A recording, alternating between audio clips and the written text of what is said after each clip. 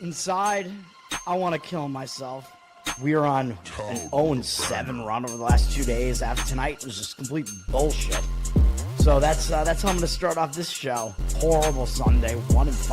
I don't even know what to tell you about that. I just don't want to do this anymore. I have never seen anything like this, man. With the slump continuing, 2 straight losses, not a good day at all. 0-4.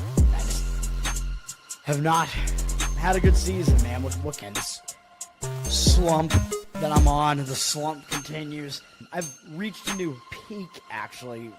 I'm gonna burn my Bruins hat, man. I don't know what is going on with the Bruins. March 8th, is that what it is? I don't even know. It's March 9th, I think. Who even knows, man? I don't know what day it is anymore. I don't even know what day it is anymore, man. Back with you after the worst day that I could possibly have. Back with you, as I always am. Until I die, at least. 0-2 yesterday, and yesterday did not go well for me. 0-5. The worst month that I've ever had in my 18 years doing this. I don't know what to even tell you about this anymore. Broke the slump yesterday as the slump discontinues. The slump continues. Somebody fucking kill me, please. I don't even know what I should do at this point other than potentially end it all. What's up, everybody? It's Toad, back with you with Toad Stool Sports. It is Wednesday, January 7th. Yesterday on the show, it was a winning day, but how good it was depended on basically the West Virginia number. So that one, it was down to like 1.5, I think, when the game went off, and they wound up winning by 2. When it was down at 1.5, I would have said probably you got to go money line on that thing. So if people got it later in the day, they probably won on that one. I believe when I gave it out on the show, I believe there were 2s out there. So hopefully most people at least got a push on that. I had grabbed it as a 2. So if you got it at a 2, then yesterday you went 4-2-1 with my plays. If it won, then you went 5. I think you went 5-1. Am I right about that? Yeah, I think so. And then no, what am I thinking? 5-2-1. No, dude, I'm so out of it right now. What? No, you went 5-2. Yeah. 5-2. If you got the winner on West Virginia, if you pushed, you went 4-2-1, and if you lost, you went 4-3. Yeah, dude, I don't sleep. I'm so out of it. Hopefully, people got at least a push on that though, because it was at 2 when I gave it out on the show. So, or at least like right after I did the show. So I had it as a 2 in the description. Everything else wasn't as close to the number. Florida looked like it was going to be close, but they were able to pull away a little bit further at the end. So Florida covered. That was a win. West Virginia, like I said, only won by 2. What can you do with West Virginia? Was winning that game early by a ton too. Like they were winning 19-6 out of the gate, I think, or something like that, and then totally blew it because West Virginia can't score, but neither of those teams can. Oklahoma State was actually down to a better number as well. They were down to about 2.5, but they covered every number, so luckily that number didn't matter. But again, hopefully people got a better number of that. And sometimes, dude, college basketball is hard to predict because if you're on the right side, sometimes it will move in your direction. But if you're on one of the more public-ish games, there is the chance that sometimes it'll move against it, or like sometimes the market is just against me. I don't know, man. I'm just trying to pick spots, and usually I think when I do, the line moves against me more often than, or the line moves with me, I mean, more often than not, but I don't know. And then Nevada lost for us in the late night game. That number actually dropped too, so you might have been able to get a better number on that late, like a cheaper money line price, or -1 or something like that. Hockey was really good. 2-0 in hockey yesterday. Toronto was no sweat. And then San Jose pulled away at the end as well, and they won. Both teams won fairly easily. Hold on a second. Dude, I don't know what is going on here with these cables. My mic cable is like, I don't know what happened to this. It's just from me, I guess, rearranging my mic a whole bunch. I apologize. Yeah, my mic is like all, I don't know. I got cords tangled over here. But yes, 2-0 in hockey. And then NBA, I don't know, man. I mean, the value was there if you grabbed the Miami +7. I put it out on Instagram and said I probably didn't really recommend it anymore at the 4. It dropped to 4 because I believe they got back Tyler Hero in the game, so it became a reverse injured player spot. And usually I like to kind of fade teams that are in that spot, even though I thought everything else about the spot was good for Miami. But I'm kind of pissed. I probably should have just skipped NBA yesterday. That sucked, but whatever. Jeffrey, what's up, man? Tyson, what's up? Kyle, what's up? Zach, what's up, man? What is this? Devils lost 9-0 yesterday? I have no idea, man. Really? Don't mess with the devil, buddy. We're number 1. We beat anybody. We're the Devils! The Devils! Diablo! Dios mío! El diablo! All right, we got to get into today. College basketball. There's a lot of college basketball today. I'm going to try to, I don't know how I can really abbreviate this, but I guess I'll try. I handicapped about half of the board last night, found 2 plays, and then I'm going to find 2. I found 2 more. I have 4 college basketball plays today. I have 2 NBA, and I have 1 hockey play. And hopefully that'll be it. I'll give you a couple other leans, I guess, in college basketball. Genghis, what's up, man? Thank you. Thanks for hanging out, man. Nate, what's up, man? Yeah, I was happy about how the hockey went. My bubble play on Anaheim did not work out. The market was correct on it, and I was not. So I don't know. It's a good thing I stayed away from that. Avoid the bubble play, the bubble boy. He's a bubble boy. A bubble boy? Yes, a bubble boy. What's a bubble boy? He lives in a bubble. Boy. I got the drop, baby. We have all Seinfeld drops on this show. 20 more shots on goal. Yeah, that's because they were getting killed. So sometimes the shots get racked up when you're losing. You just start firing everything. CBS Sports has a game at 5 p.m. for some reason in the SoCon between Furman and Chattanooga. When I looked at this game, my first instinct was, well, Furman should be, I guess, kind of in a bounce-back spot because they were obviously a favorite at home against Western Carolina. They lost the game. It is possible they were looking ahead to Chattanooga, although Chattanooga's down this year, so I don't know. They've been better in this conference in the past. So I don't know which way it's going to go because Furman also lost a 6-game win streak, and sometimes when you lose a win streak, like I tell you, sometimes it will actually carry over into the next game, and you'll lose the game twice. So that was a fairly ugly loss to Western Carolina at home. Chattanooga, ugly loss themselves kind of against VMI. They actually had 4 road games in a row. I think there was Christmas break somewhere in between the two, though. Chattanooga not playing well this year, but losing at VMI is not great. I would guess that Chattanooga was a small favorite in this game, but I'm not entirely sure. Yeah, it looks like probably they were based on what ESPN has there, but I'm not entirely sure of that. So to me, it kind of looks like both teams are in bounce-back spots. And then you have Furman sitting at a 2-point favorite, and they're going to be kind of public. It looks too easy to play Furman. Like laying just 2, basically pick the winner when they're 10-5, and Chattanooga is 6-9.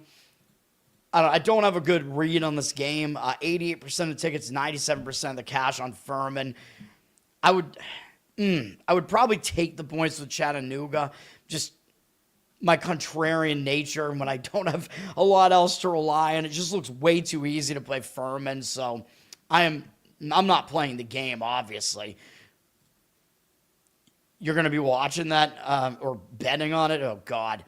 Chattanooga, 63% from the line. Do they have did they pick up the granny free throw shooter from Wofford? I don't know what happened to that guy.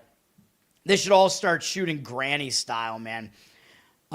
Loyola at Army, I looked at briefly just because Army is coming off a game where they were fairly close down the stretch against Colgate, and I'm pretty sure that was a rematch of I want to say a rematch of the Patriot final last year, or no, maybe the semifinals. I think Colgate was the team that knocked Army out of the tournament last year, the Patriot tournament last year. I think American actually won the Patriot tournament last year. Usually it's Colgate, but it wasn't last year. But that was still a big game for Army. They played close against Colgate, who's usually the team that dominates this conference recently. Army also lost a 4-game win streak on that. So I think if I was going to play this game, I would have to fade Army, which means jumping on this very ugly Loyola Maryland team. Loyola Maryland doesn't have a conference win yet, so they should be motivated. They lost to Lafayette at home in their last game, which is not good either. That's the way I would lean if I was going to play this game, which I'm not, but just my thoughts on it. Army dropped from a 4.5-point favorite to a 4-point favorite, and it's a somewhat low total in the high 140s, so taking the points kind of makes sense for that reason as well. Mr. Pinsey, what's up, man? All right. First big game of the day, big conference game, is Indiana and Maryland on the Big Ten Network at 6:30 p.m.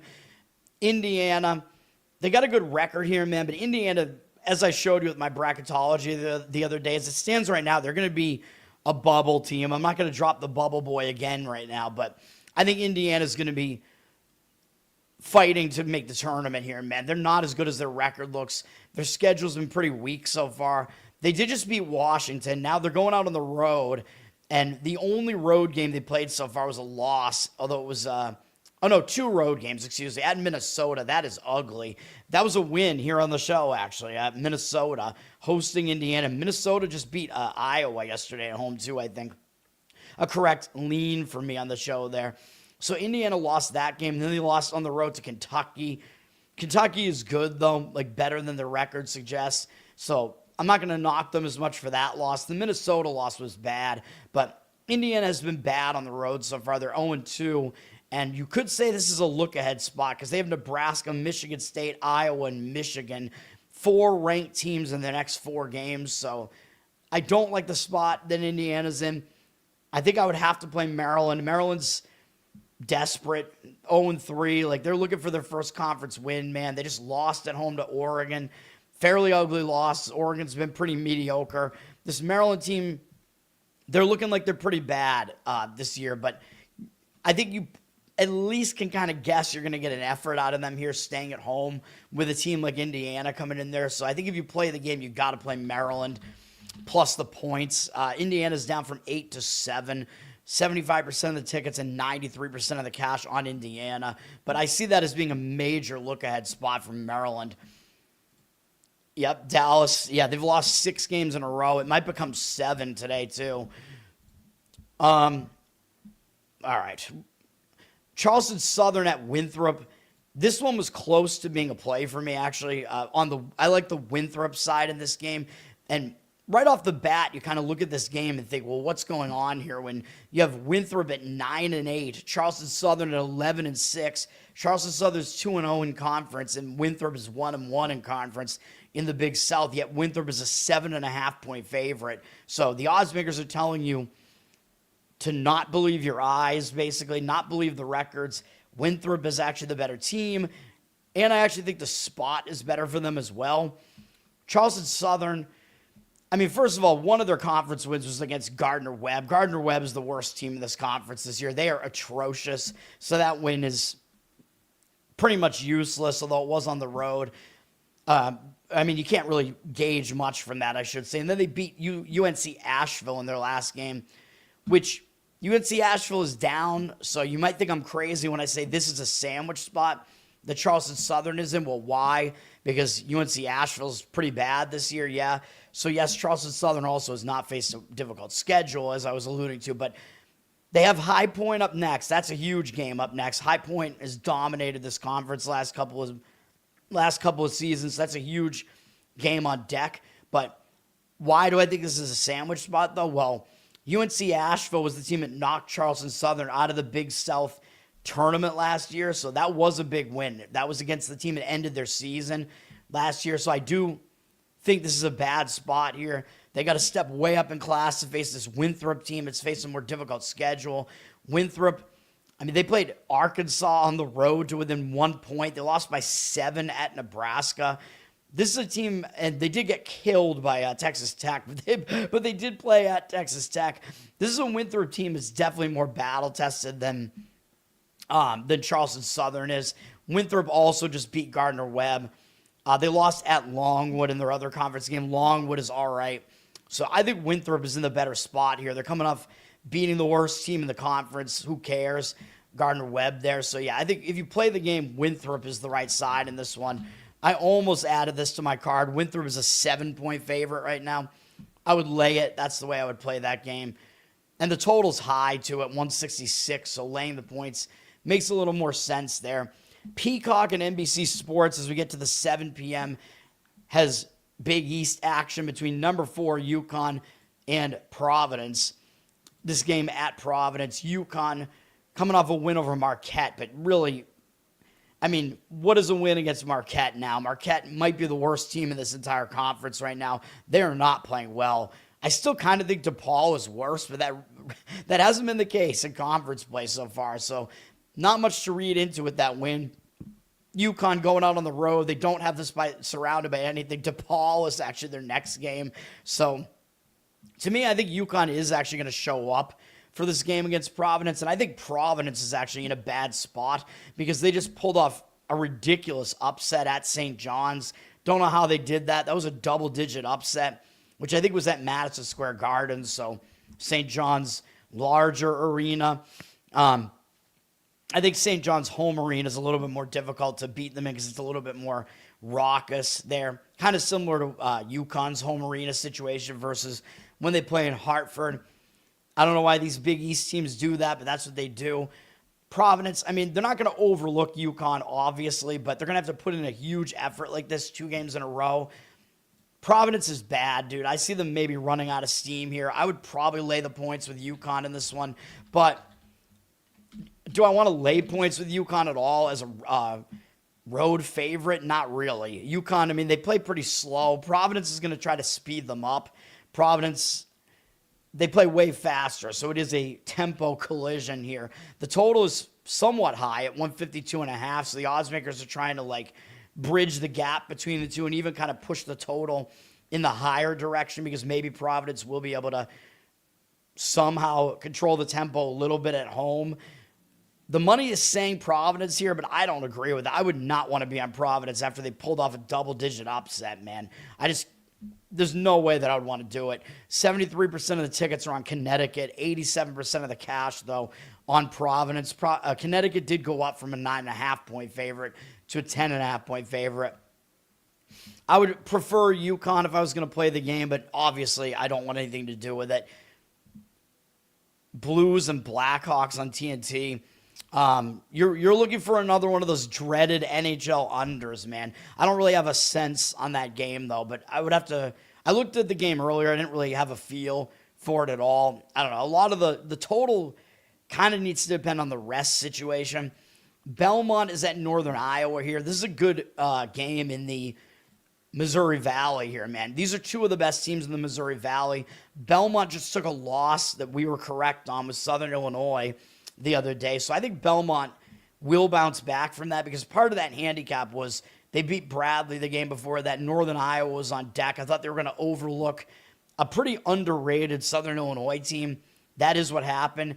Part of that was that they were going to be looking ahead, and that means they're going to show up for a game against Northern Iowa.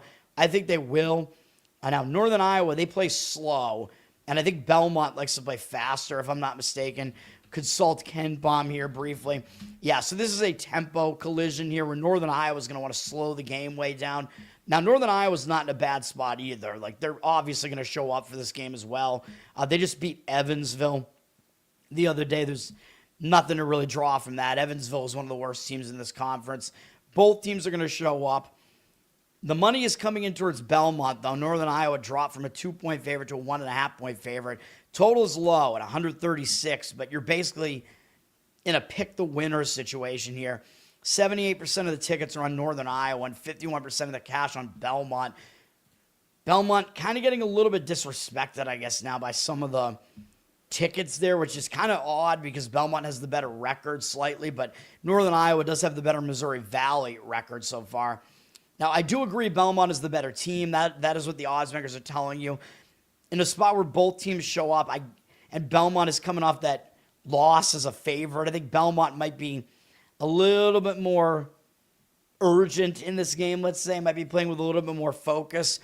So I would probably agree with the Belmont side here, but I don't love jumping on the faster-paced team when they're going to be in a slow-down environment like that either. So also avoiding that game. Blues beat the Blackhawks in St. Louis on 12-2. Yeah, that's correct. Yeah. I saw that as part of what I was looking at. I don't know if I really think that there's, I don't know. I don't think there's that much to take away from that. I don't know.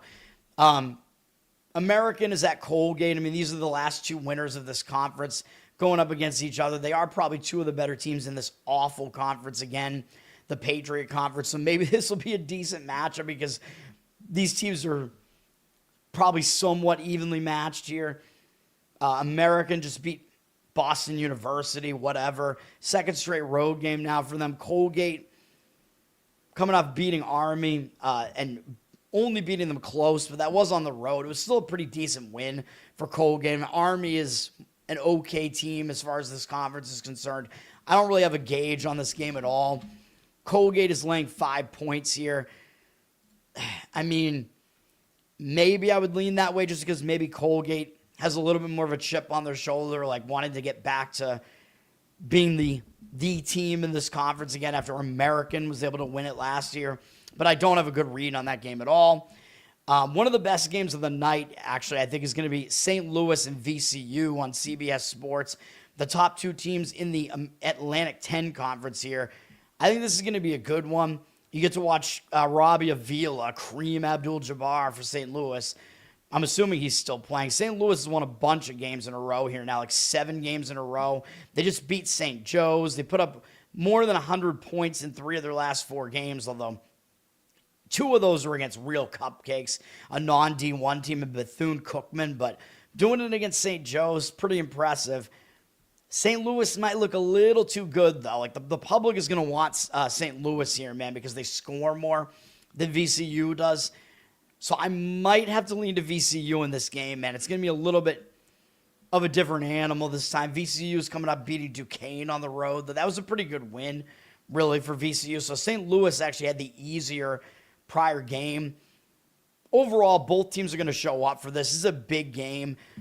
St. Louis kind of a newcomer to this conference to some extent. VCU is the team that's been they've been the team to beat in this conference. They won the conference last year. So in that respect, maybe St. Louis is going to try to show up for it. But I think I would lay the points if I was going to play it. 75% of tickets, 87% of the cash on VCU. VCU is going to kind of need the game more if you look at the bracketologies right now, and you look at mine as well. I had VCU not even in the tournament. Like, I did not have this as a multi-bid league unless St. Louis loses. I think St. Louis might wind up good enough to get in at large. I don't think any other team in the conference is. So VCU is laying 3 now instead of 1.5, though. I would obviously prefer the 1.5. The odds makers are telling you St. Louis is the slightly better team, but on the road like this, it's going to be a little bit different environment. Total is really high at 171.5. I think both of these teams actually play fast pace this year. But to me, I think the public is just going to be really impressed with what they've seen out of St. Louis.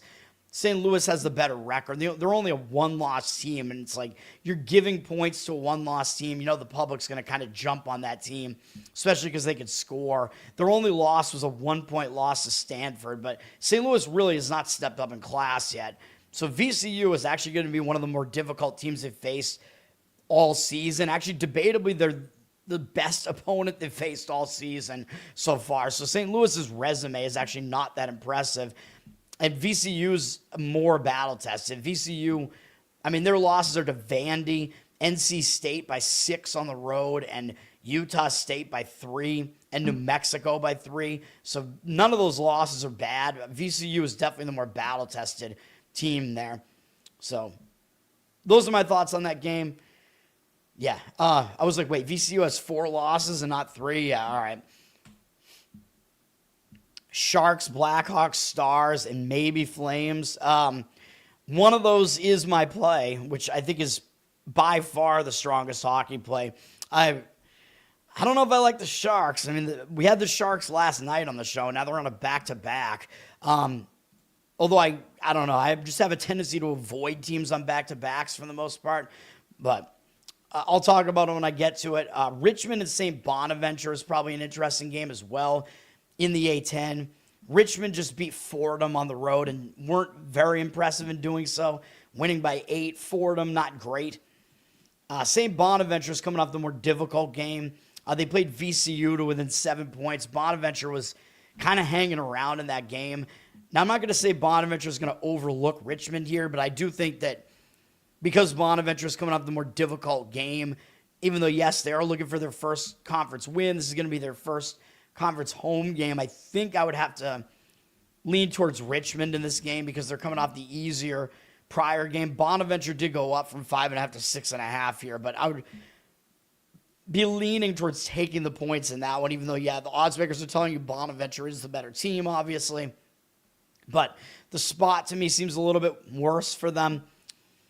All right. And if you want me to talk about any of these other games, I will. Getting into the 7 p.m. Oh, no, we're already in the 7 p.m. slate, I think. We do have a Big East matchup between Xavier and Marquette, which before the season started, maybe this looked like it was going to be a good matchup, and now it doesn't look like it. Maybe it will still be good because both teams suck. Fox Sports 1 is where this game is if you want to watch it. Both of these teams have been very, very disappointing so far. Xavier at least has a winning record, which Marquette does not. Xavier at least has a conference win, which Marquette does not. Xavier just lost to DePaul, though. That's pretty disgusting, losing on the road to DePaul. But now they're playing another road game here, having to go to Marquette. Marquette's going to be probably in a little bit more of a desperate mode. They did just lose at UConn, though, so they're having to travel back to Milwaukee from UConn, where they were somewhat respectable, I guess, in that game and only lost by 16. So to me, the spot looks actually a little bit worse for Marquette just based on the travel and what the prior game was. I think losing to DePaul was just more disgusting. So I think Xavier might be the way to look in this game, and the market does agree with that for now. Marquette dropped from 5 to 4.5 here. 80% of the tickets and 68% of the cash on Marquette. I don't know if I buy that the public is on Marquette, though, even though right now it looks like the public ticket percentage is there and less of the money is there. But it looks like a weird line, though, right? Like, why would a 5-10 Marquette team be laying points to a 9-6 Xavier team? So even though I lean Xavier based on the spot, that number, the odds makers are telling you Marquette's actually the slightly better team, despite what the records say. Miami is going to be at Wake Forest on ESPNU at 7. This is actually a somewhat good game here in the ACC. The ACC better this year than it was last year. Miami just beat Pitt at home. Pitt is not good this year. Miami only beat them by 7, so Miami may show up in this game with more focus because that wasn't a good performance from them. Wake Forest beat Virginia Tech. That was one of our plays, and they did not cover. They won and didn't cover. So they are coming off kind of a bigger win, though, because Virginia Tech's been pretty good. Wake does have a big game up next against North Carolina. You know Wake, they always get up for North Carolina because that's a big brother situation there. So I don't know that they're really going to overlook Miami, though, because Miami's been good to start the season. But if they were going to overlook Miami for any reason, it would be because they have North Carolina on deck. So the spot to me looks a little bit tougher for Wake in this one, so I would probably lean towards Miami. Wake looks like they're getting the public action for some reason, even though I think Miami has the better record. 84% of tickets and cash on Wake, and Miami's been the better basketball program over the last several years too, so very strange. So maybe, again, these early morning market reads are weird. Maybe it does mean that there is professional money on Wake right now because they have gone up from a pick 'em to a 1-point favorite. Could be a little bit of a setup, though. So, yeah, based on my situational read, I would lean towards Miami, though, in that one. All right, first best bet is coming up.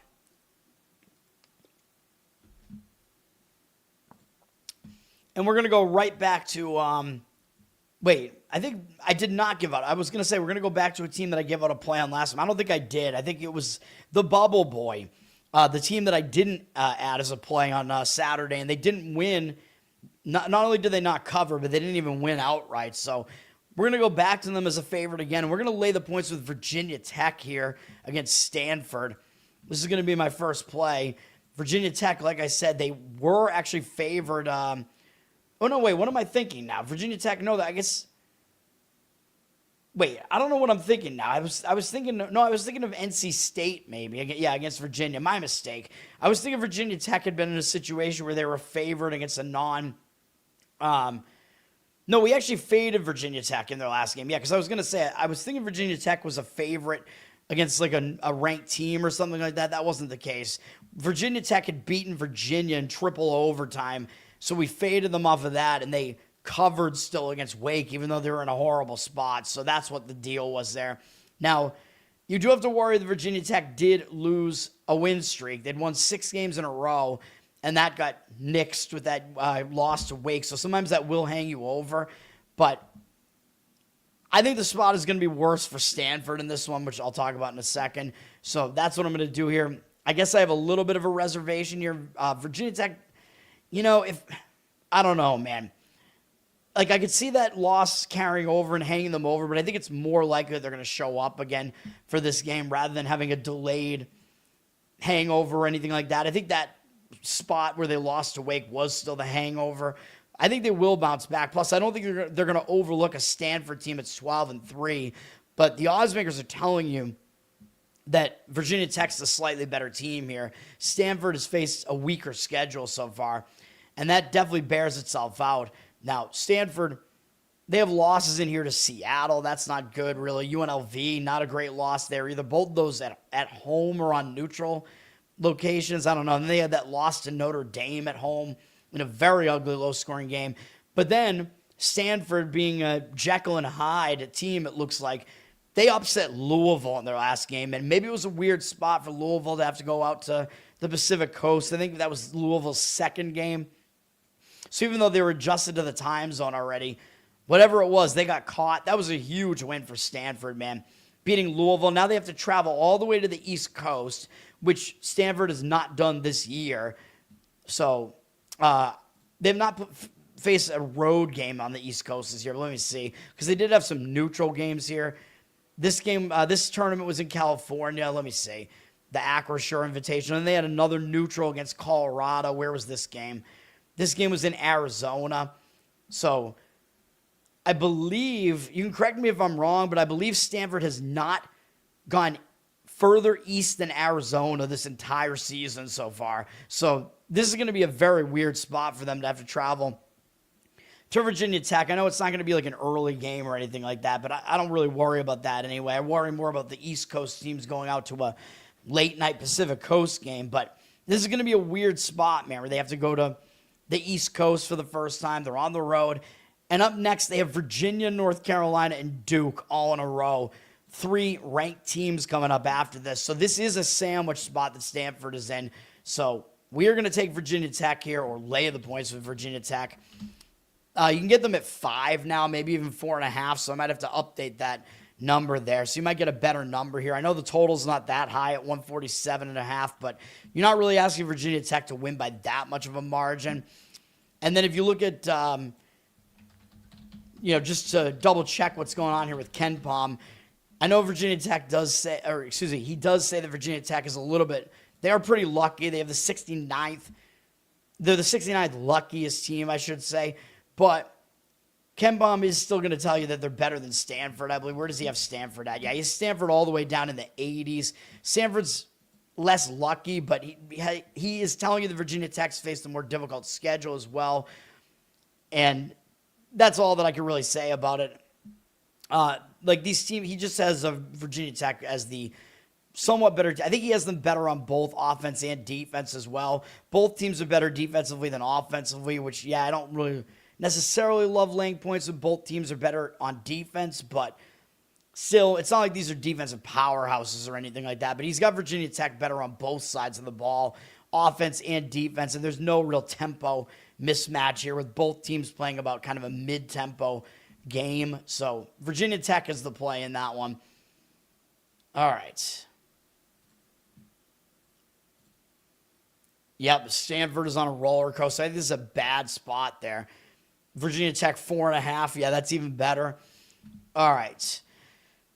I might have to update that to 4.5 then, because I'm assuming there are 4.5s out there right now at all the Boston or the Mass books that I have available here in Massachusetts.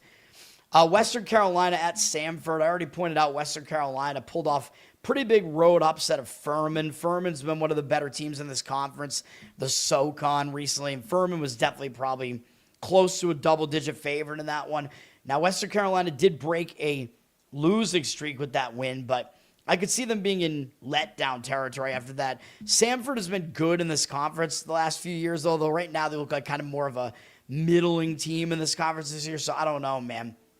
I don't know if Western Carolina will totally get up for this game or not, although you do have to see who eliminated them last year, which I don't even think I looked at. It was not Samford. It was Mercer was the team that eliminated them from the conference tournament last year, so the revenge angle that matters the most isn't going to come into play here.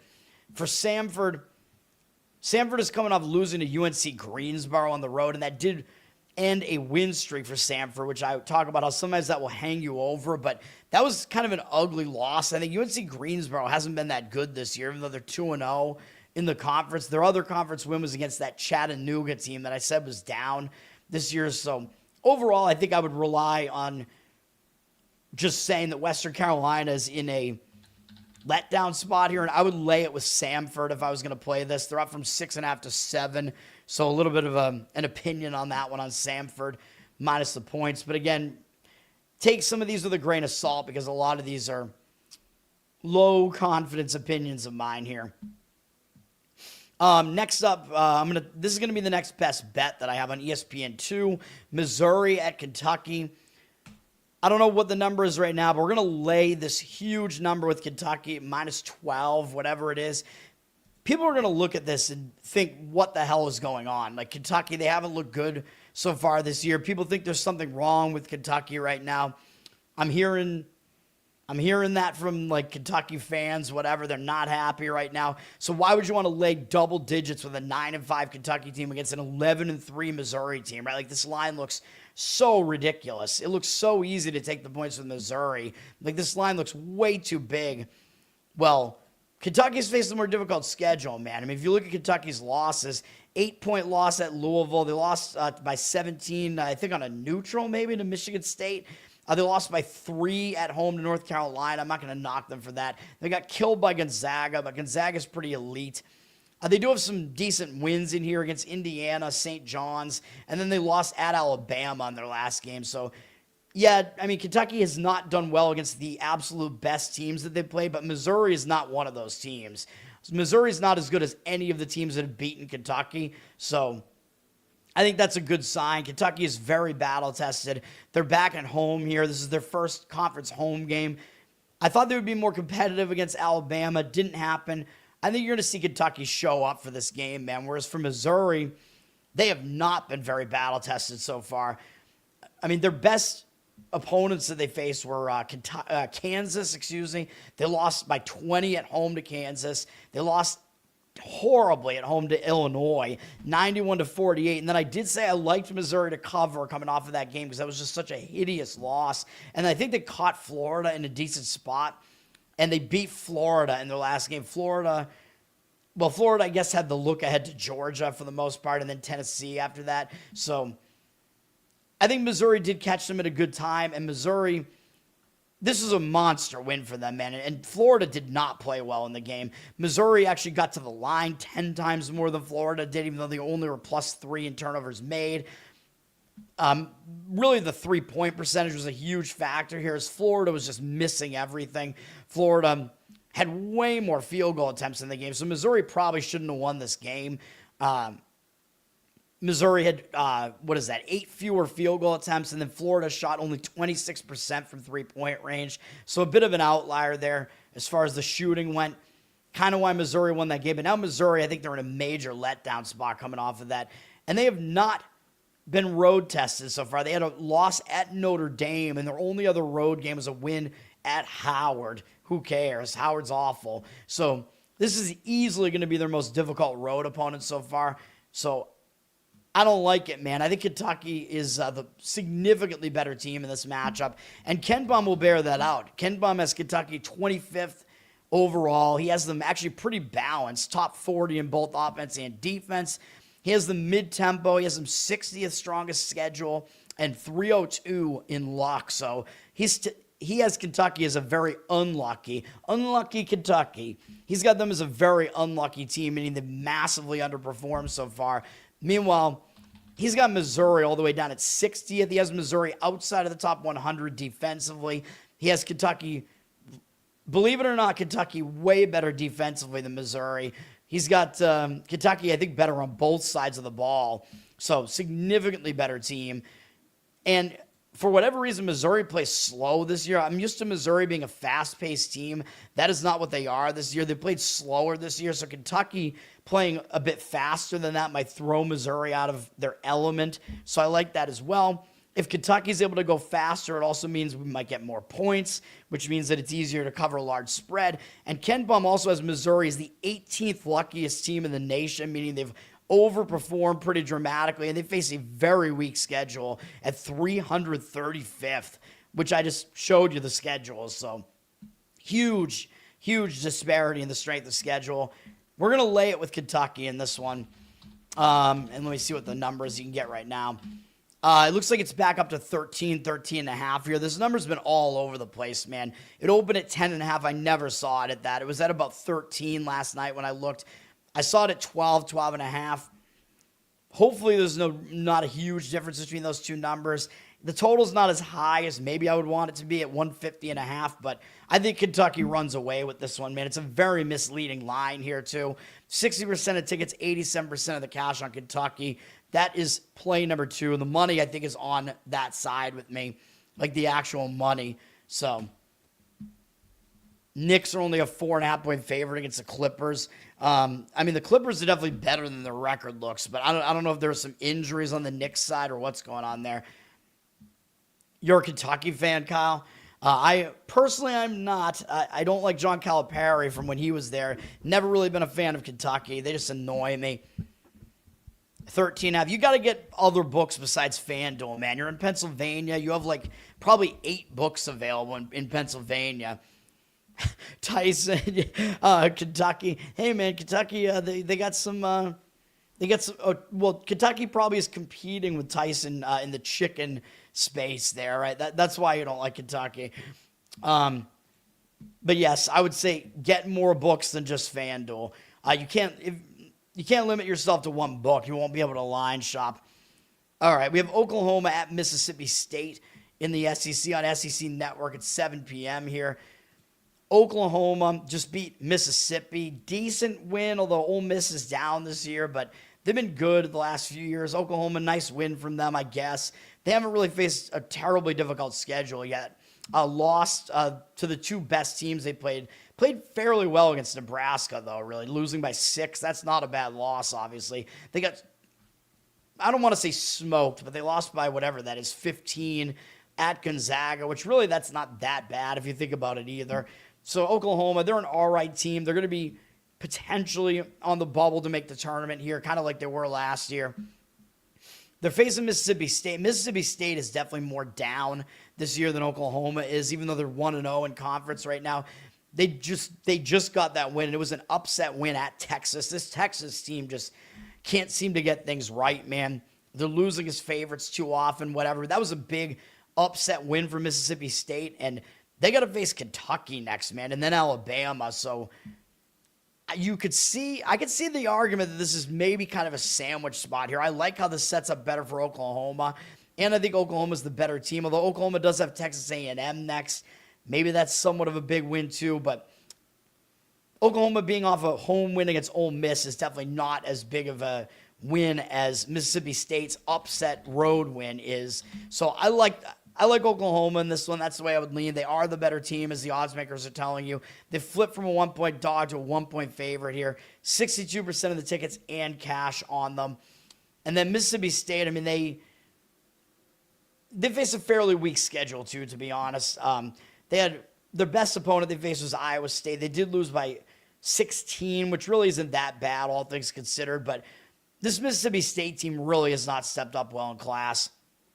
The only power conference teams they've beaten are Georgia Tech, Utah. Those Those are bad teams. And then finally they got a better looking win against Texas. So that Mississippi State team is really not that good. So that would be Oklahoma or pass in that one. Yeah, I mean, you got to throw bias out the window when you're betting, man. You're just trying to win bets. I'll bet against my favorite teams. I'll bet on teams that I hate. It's just, it is what it is. So I just think the spot sets up correctly for Kentucky. I think Kentucky's a good play. That's all that it is. Memphis should have been an obvious play last night. I completely disagree with that. I talked about that game on the show. They were in a bad spot. A lot of it depended on the fact that, Wemby came back, so it turned into a reverse injured player spot for San Antonio. But no, it was not obvious whatsoever. I'll show you right now. I talked about it last night, but Memphis had just played 2 tough games in a row against the Lakers, and they were returning home from that. They basically took the Lakers to the wire 2 games in a row. So why would I want to be on Memphis after they did that?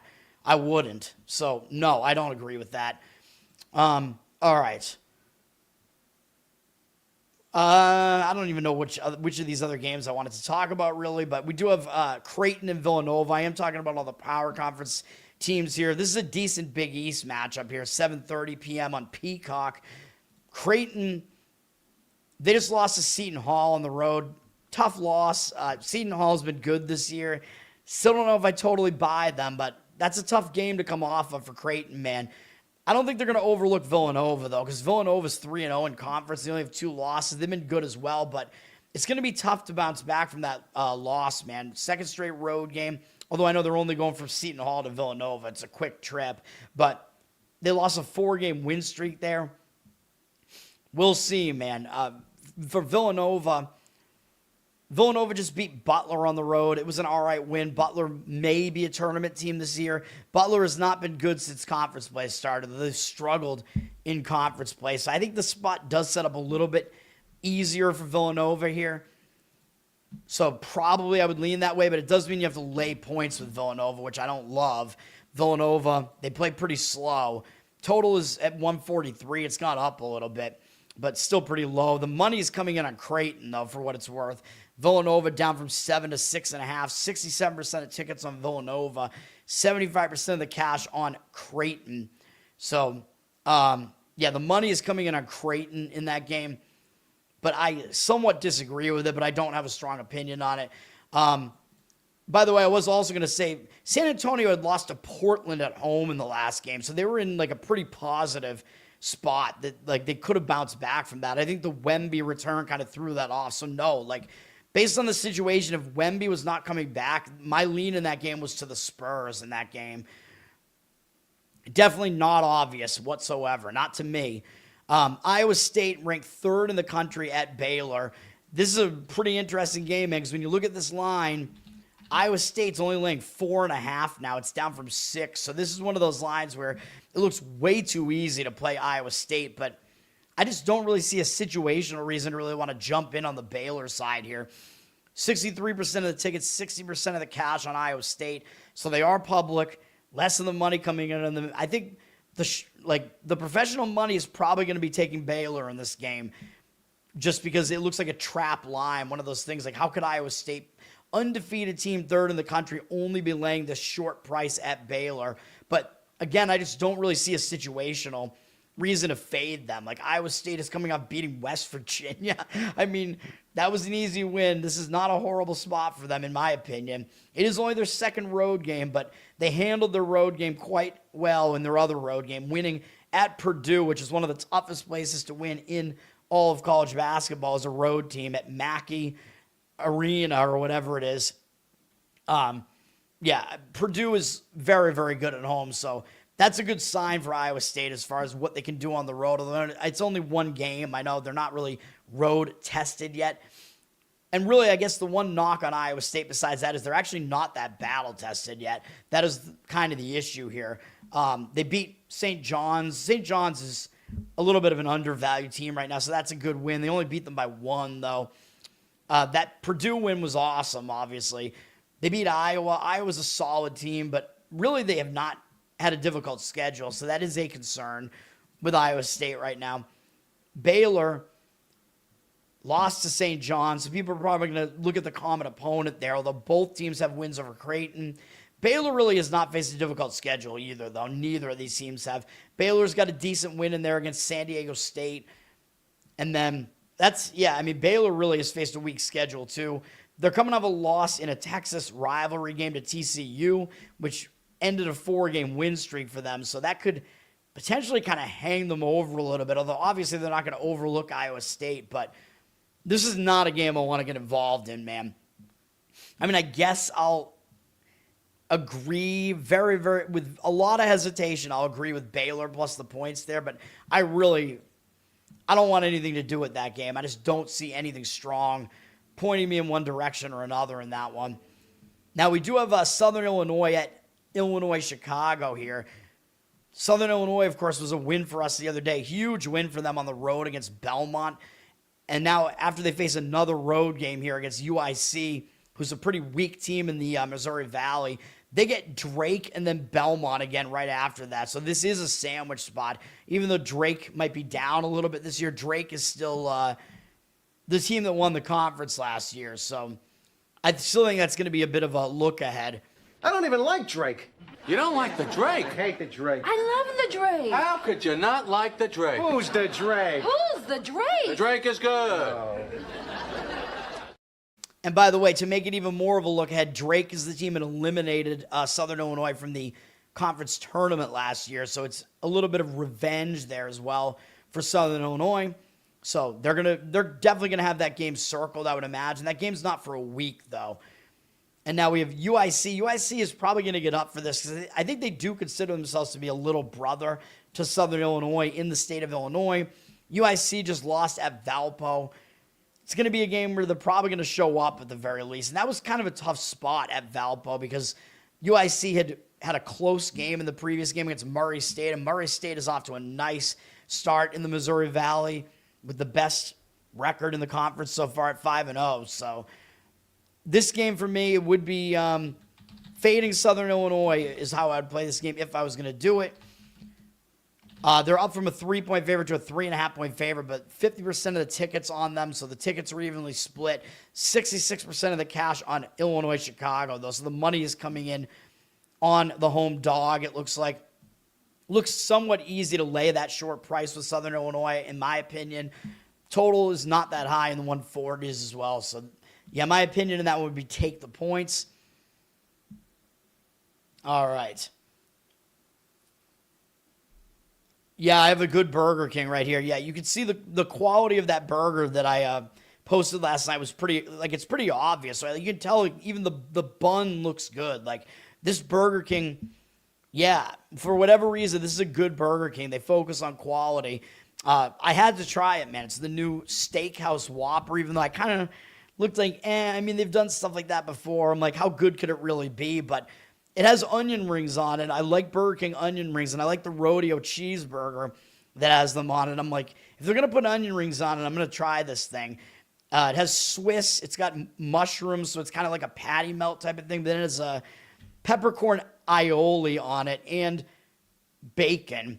But the peppercorn aioli, really, like that thing, the sauce there, the mayo, that can either make or break the sandwich. Like it comes down to the sauce, like whether it's going to be good or bad. And the sauce was good. It definitely complements everything really well. You can taste the peppercorn.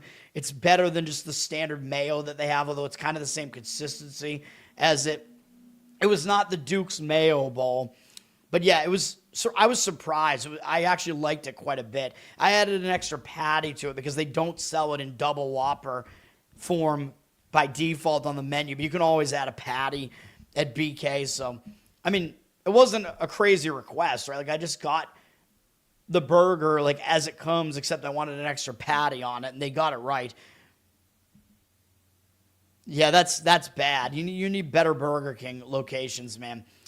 The Burger King that's the closest Burger King to where I grew up is like a Burger King that just doesn't give a fuck at all. Like the service is terrible. I don't know that the food is necessarily bad quality at that one, but the one near where I grew up, they like you'll be the only person in line at the drive-thru and you'll order something really typical, like, okay, I want a Whopper. They'll be like, pull around and wait, please. And they make you wait in the parking lot. I'm like, it's fast food. It's like 7 p.m.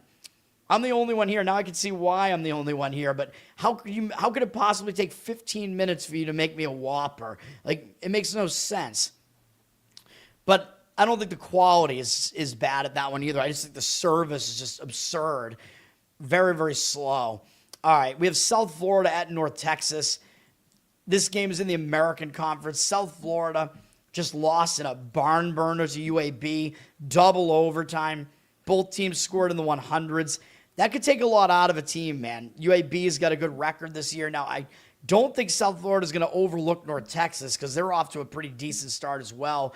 They do have Tulsa next, which might be a big game too, though. So there are some things that I don't love about the position that South Florida is in here. But North Texas just beat Tulsa. So that was a huge win for North Texas. Tulsa, I believe, had no do they have no losses yet? Or they had one loss, I think. Yeah, Tulsa had one loss on the season. Tulsa's faced a weak schedule, but still, Tulsa's one of the better teams in this conference. North Texas was able to beat them. So I could see them being in a letdown spot here. It's a bad spot for both teams, man. So this is a difficult game to handicap from a side perspective. South Florida's up from 4 to 5.5 as a road favorite here, though. So the odds makers are telling you South Florida is actually the better team here. 67% of tickets, 88% of the cash on South Florida. It looks, I mean, the line looks weird, right? Like, why would an 8-6 team be laying points on the road to a 10-5 team? Well, the odds makers telling you which team is better, but the spot is pretty ugly for South Florida on this one, man. And North Texas, you know what they do. They do play really, really slow. So I don't want to lay points on the road against a team that's going to grind the pace to a halt. And with South Florida coming off a double OT game, big game, I wouldn't want to lay points on the road in that one. I don't want North Texas either, though. So I think in that game, maybe an over makes sense. And the money seems to agree with that. Totals at 144.5, 67% of tickets on the under, 81% of the cash on the over. Troy and Arkansas State is a rematch of the Sunbelt final from last year. I believe Arkansas State was the favorite in that game and lost, so I think they're going to be looking for revenge in this one, man. That's the type of revenge that matters when you're facing the team that beat you in the conference championship game and got into the big dance instead of you. Arkansas State's going to definitely have this game circled. I don't think Troy's going to overlook them either, though. Troy just beat South Alabama. Not sure how great of a win that was, although South Alabama has a decent record so far. So they're coming off at least a decent win. Arkansas State lost to JMU at home in their last game, so I think they were probably looking ahead. I think they got caught looking ahead, so I would lean to Arkansas State in this game. The revenge aspect plus them being in a bounce-back spot. They're up from 2.5 to 3.5 here, so the money is agreeing with it early on, I guess. So that's the way I would lean Arkansas State in that one. Most fast food now, it's slow food. Yeah, I don't know. Some of the places up here, not really, though. Big Ten Network's got Washington at Purdue. Number 5, Purdue. You know Purdue is going to be a huge favorite in this one. Washington just lost at Indiana. So for Washington, at very least, they're staying in the state of Indiana here. So the travel isn't that bad for them between these two games. And you know they're at least going to show up for this. But as I just pointed out, very difficult to win in Purdue's house. Purdue's coming off a nice road win at Wisconsin, though. Wisconsin, I mean, they still got a lot of name recognition there, although they appear to be struggling right now. And I don't really see Purdue overlooking Washington for Penn State coming up next, but Purdue may be in the worst spot here just because they are coming off that win over Wisconsin. I mean, I guess I would lean towards taking the points here. Purdue's up to 17, and Purdue they do play slow, so laying the points with them, sometimes it's a little bit more difficult to do that with a team that plays slow, but they are offensively efficient, so they can still score. 86% of tickets, 99% of the cash on Purdue. The money looks like it is coming in on Purdue, but I somewhat disagree. The total's at 151.5. I would probably lean towards taking the points. I think you at least know that the odds makers have to kind of jack the line up on a team like Purdue just a little bit. So I think you at least know there might be some line value there, but I'm not getting involved in that one at all. Kansas State is playing at number 1 Arizona. Arizona probably not actually the number 1 team. I had Michigan as the number 1 team, even though I don't like to say it because I'm not a fan. Ken Baum does have that as well. He has Michigan number 1, Arizona number 2. Either way, this is obviously Arizona's the way better team over Kansas State. Kansas State's not very good. Kansas State has struggled this year too with kind of mediocre competition. They're coming off a decent performance against BYU where they only lost by 10, although they failed to cover at home, and that did break a 4-game win streak for Kansas State as well. Traveling to Arizona, having to put in another effort. Obviously, they're not going to overlook Arizona, but it could be a bit of a difficult thing to do anyway for Kansas State here. Arizona, they just won at Utah. Easy win there for Arizona. I don't really think they have anything much on deck. They have TCU next. Yeah, TCU's got a decent record, but I don't know that that's really cause for a look ahead. So I don't really see much of a reason to look towards Kansas State here, although the line did drop from 20.5 to 17. Arizona likes to go fast, too. I think both these teams actually kind of play fast. The total is high in this game. Yeah, Kansas State plays very fast as well. This total is high for a reason. It's at 170. I think an over does make sense in this game as well, but yeah, I mean, I don't know. I would probably lean towards laying it with Arizona, but I don't have a strong opinion at all on that one. At 9 p.m. on Peacock and NBC Sports, Arizona State is at number 9, BYU. Ken Baum has BYU at number 10, so pretty close. Arizona State, I mean, they're probably going to wind up firing Bobby Hurley. I mean, this experiment doesn't seem to be working out. They've lost 3 games in a row, so I think at least you're going to get some focus out of them here, I would guess. Losing to Colorado in their last game, really not a good loss. Colorado's not very good. At least they're probably going to show up for a game against BYU, but will that be enough? I don't know. BYU is coming off that road win over Kansas State, which is a little bit of a more difficult game than Arizona State's was. I guess I would probably lean towards taking the points in this one, and the money is agreeing, but I have no strong feeling on this one either. BYU down from 17 to 16, 57% of tickets on them, 71% of the cash on Arizona State. ESPN 2, this is probably the biggest game of the night, man. This is a monster game. Probably going to be fun to watch. Number 13, Alabama at number 11, Vanderbilt. Stacks, what's up, man? Thanks for hanging out. This game, man, this is like kind of the changing of the guard game. Like, Alabama, they probably don't like the fact that Vandy is ranked ahead of them right now. And now all of a sudden it's Vandy as somehow, shockingly, the best team in the SEC. But Ken Baum is telling you that's the case. And not only is that the case, he has Vanderbilt 6th in the country, and he has Alabama 14th. So he's telling you the gap between these two teams is bigger than what the rankings makers are even telling you. So I think the public is going to come in to this game and look at this and think that they have to take the points with Alabama here. Vandy is up to a 4-point favorite from 3.5. Alabama's been the team that's been the better team over the last few years. They've been basically a powerhouse. And Vandy, it's like, well, who are they? Like, what's happening? Like, why are they ranked like this now? Although right now we see 57% of tickets, 58% of the cash on Alabama. But to me, I think this game has the look like it's going to wind up being a game where Alabama's a public underdog, I think, in this game. So I lean towards laying the points with Vandy. I think this is going to be a huge game for Vandy because it seems to me like people are knocking them. And maybe rightfully so. They have not faced a difficult schedule, so that's the problem with Vandy. They're undefeated, but their best wins are... I mean, they do have some good wins in here. They beat VCU and St. Mary's, and believe it or not, those are probably their 2 best wins. Those are good wins, though. They beat UCF. UCF's been all right this year. They beat SMU, Wake on the road, Memphis on the road. Struggled with Memphis, though, and then they won at South Carolina on the road. So, yeah, still weak schedule for Vandy. So, yes, Alabama's definitely the more battle-tested team. So, I would worry about playing Vandy for that reason. Although, Vandy's going to want to show up to try to prove the disbelievers wrong.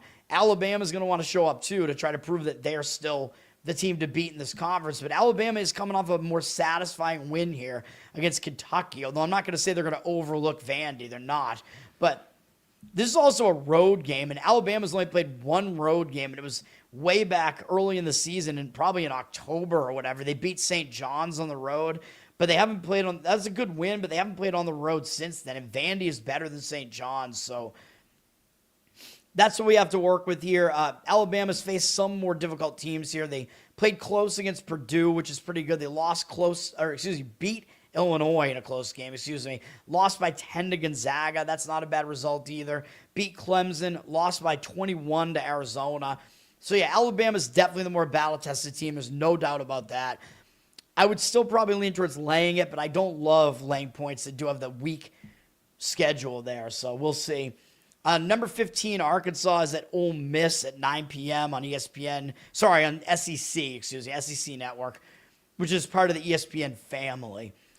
Now, the public is probably going to look at this and go Arkansas. Oh, my God, I only have to lay 4 points with number 15 ranked Arkansas. It looks pretty easy to lay the points with Arkansas here. They're down from 5 to 4 here. Ole Miss has 52% of the tickets and 84% of the cash. I do agree with taking the points with Ole Miss here. I was thinking about adding this to my card. I could see the argument that Arkansas is in a letdown spot because they just beat Tennessee. That was a huge win. And they do have Auburn on deck, and we know Auburn, a lot of name recognition there. You could debate whether or not Auburn got screwed last night, by the way, if you didn't see that. I was right about Texas A&M covering, but Texas A&M won the game outright, and Auburn looked like they had hit a game-winning long-range three at the end of the game, like from almost half court, and then it was determined that it was the shot. The player did not get the shot off in time, and I'm not entirely sure. I'd have to go see some of the screenshots of that, man. That was a hot topic of debate last night, but still, I think Auburn is a bigger game than Ole Miss right now, man. I think it is easy to overlook this Ole Miss team right now because they play slow, they play ugly, they have a bad-looking record at 8-6. They just lost their last game to Oklahoma. Their first conference game. So this is their first conference home game. You got to think they will show up for this. They have nothing really on deck. So this is almost on my card. I like Ole Miss in the game. Now, as far as Ken Baum is concerned in this one, he's got Ole Miss at 67th. Not great, obviously. They barely cracked the top 100 in offense. They're a little bit better defensively, though. He does have them unlucky at 323rd. And he has them slow, so that's the thing. They're going to want to slow down Arkansas. Arkansas tries to play really fast. Now, Arkansas has definitely faced a difficult schedule. They faced a more difficult schedule, according to Ken Baum. They are the better team, especially offensively. They're the way better team, but I think he has them better on both sides of the ball. This Ole Miss team, they're just down this year, man. It's just the way that it is. I believe Arkansas, he does have his better on both sides, right? Yeah, slightly better defensively and way better offensively. So I won't do it, but at least Ole Miss, it looks like their defense can at least kind of compete in this game and maybe hang around in that game. I would take the points if I was going to play it. We got Cal at Virginia, number 23, Virginia. Cal just scraped by Notre Dame, barely. Now they're having to come to the East Coast here, man, which might be difficult for them. Cal, the furthest east they went for a true road game was at Kansas State, so they're not very well traveled so far, so it's going to be a weird travel spot for them, even though you got to think they will get up for this game against Virginia. But people are also going to look at this and see Virginia's laying double digits here, even though Cal actually has the better record at 13-2. Well, the odds makers are telling you Virginia is the significantly better team. Like, I think the public might look at this and think that's way too many points, but odds makers are telling you what you need to know. However, Virginia is coming off a nice, satisfying win over NC State. As an underdog on the road, I thought NC State would get that thing done, and they didn't. So kind of some conflicting factors in this game, which I don't love. I want all the factors to go one way, man, so I can jump in and play a game. Virginia's up to a 12.5-point favorite, like I said. Money looks like it is kind of coming in on Cal, though, for now. 62% of the tickets, but 70% of the cash. Maybe they're going to be slightly public, but also have the money coming in on them. Now, the spot, yeah, I mean, Virginia is coming off the more difficult game, but Cal has this weird travel spot here to worry about. The total is fairly low. Virginia does play slow. low and slow, so that makes it more difficult to lay points with a team like that. Total in the high 140s. Hopefully you can parse all that information, man, because that's part of what I do. I mean, I'm telling you exactly what I'm doing, what I think is going to make money on a certain day. Like, these are the best plays in my opinion, but also, you should be doing your own handicapping too, even if I get stubborn and I disagree with shit. But because I don't know, I get in my head. I think my way is the way. It's the only way that I can think about things. But obviously, people are going to see things that I don't. So use this to gauge your own handicapping as well. I would say that's what we should be doing here. Next up is another play for me. I still have 2 more plays here in college basketball, and we're already an hour 10 into the show. Next up, we're going to be on Clemson minus the points against SMU. This kind of reminds me of last night when UCF had just cracked the rankings, and I said, let's fade them with Oklahoma State. Now, SMU just cracked the rankings. They're at number 24 now. And I talk about this when a team has been unranked like all season and they finally crack into the rankings, they kind of become legitimized. But I think in addition to that, they're actually coming off of their legitimizer game, which is like the big game that you get that win. And now everybody's like, oh, okay, this team is legit now because they just beat this really good team. That's the spot that I think SMU is in. And I think you want to fade a team in that spot. But it actually gets worse. And also, by the way, the public is going to look at this and probably think that taking the points makes sense. Like, why would SMU, the ranked team, be getting points here? Well, the odds makers are telling you Clemson is the slightly better team here. Now, we know what SMU is off of. Sorry, Garrett. SMU beat UNC. I leaned to SMU in that game as well. Didn't have a strong feeling on it, but that was a monster win for SMU, man. I mean, they did not have a win that was legit like that all season. Now they get that win over UNC. I think they're going to be in a letdown spot off of that, even though I know Clemson, decent team. Clemson's been good the last couple of years, but they're not UNC, man. Beating UNC, that's just a monster win that can't really be, you can't, like, it's almost impossible to get up for a game as much as you get up for a game against UNC, basically, especially when they're a decent team again, except for the fact that SMU has Duke in their next game in 3 days. So they are in a North Carolina pulled pork sandwich here, man, having to play Clemson between the 2 big boys in the state of North Carolina, the 2 blue bloods. This is an awful spot for SMU. They are a little bit road tested at the very least. They won on the road at Mississippi State. I already told you they're down, though. They lost to Vandy on the road. Those are their only 2 road losses, and Clemson is better than Mississippi State and not as good as Vandy. So somewhere in the middle there between those 2, you got to kind of figure out what's going to happen in this game. For Clemson, I think the spot does set up better for them. They just beat Pitt barely. They had 2 actually kind of lackluster games, actually really 3 in a row. Barely getting by Cincinnati at home after I think Clemson blew a 27-point lead in that game. So they really should have won that game more easily. And then they had road games. They had to go up to Syracuse and Pitt. Maybe they just didn't want to go up into the cold weather and whatever, and they barely won both those games, but they won them. So I kind of like that. The Clemson does have momentum coming into this game, and they're coming off of obviously not playing at their best against some pretty weak teams, but still getting the wins. Now they're at home. I think they're going to show up for this game at home against this is their first conference home game as well, I believe, and it's going to be against a team that just legitimized themselves and is now ranked. So I like Clemson. We'll do it. We'll have this one on the card. The money seems to agree. 80% of the tickets, 96% of the cash on them for now. To me, I don't think the public is going to be that heavily on Clemson when all is said and done. I wouldn't imagine, but I like it. The North Carolina sandwich is a strong spot, man, to fade a team. Yes, right. Yes, Clemson. I don't know if I want to get nuked, man. YouTube might nuke me for that, for the hand rubbing. Unless I do like some sneaky variation of it. The Missouri Valley has a pretty good game at 9 p.m. between Drake and Bradley. For those not in the know, Drake is in Iowa and Bradley is in Illinois somewhere. I don't know exactly where, though. Drake is coming off that win over Indiana State where they barely got by. Drake was a bigger favorite than that. So Drake may have been looking ahead, even though I kind of liked Drake in that game. I mean, I did like Drake. I liked the Drake, and now I don't like them. They're not going to overlook Bradley, though. But I think this game means more to Bradley because Bradley, and yes, Drake does have Belmont next, but they're not going to overlook Bradley. But Bradley, I think, wants this game more because I believe this is a rematch of this is another conference final rematch from last year, man. Drake beat Bradley in the conference final last year, I'm pretty sure. So that determined which team made the tournament. It was Drake. So you know Bradley's going to have this game circled, and Bradley is coming off a 20-point loss at Murray State. Murray State's been playing well. No real shame in losing to them, but coming off a 20-point loss, I think you're going to be pissed and you're going to want to bounce back, man. And Bradley, they've been playing better at home, although, of course, those road games they just faced were difficult against Belmont and Murray State there.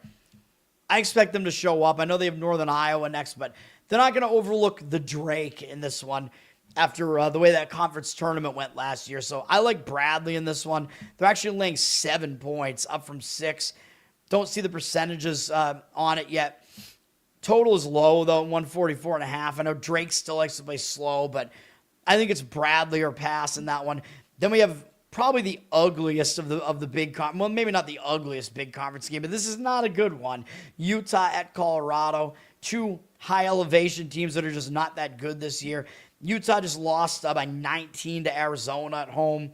Nothing to really see there. They do have BYU next, but Utah, I mean, they've been when you're on a 2-game losing streak, you're going to try to beat whatever team is up next, basically. So they're not going to overlook Colorado, especially Colorado's also 11-3, but Colorado's face a very easy schedule, like a weak schedule. They're coming off a nice road win against Arizona State, where I would imagine Colorado was a dog. Yeah, they were probably like a slight dog in this game.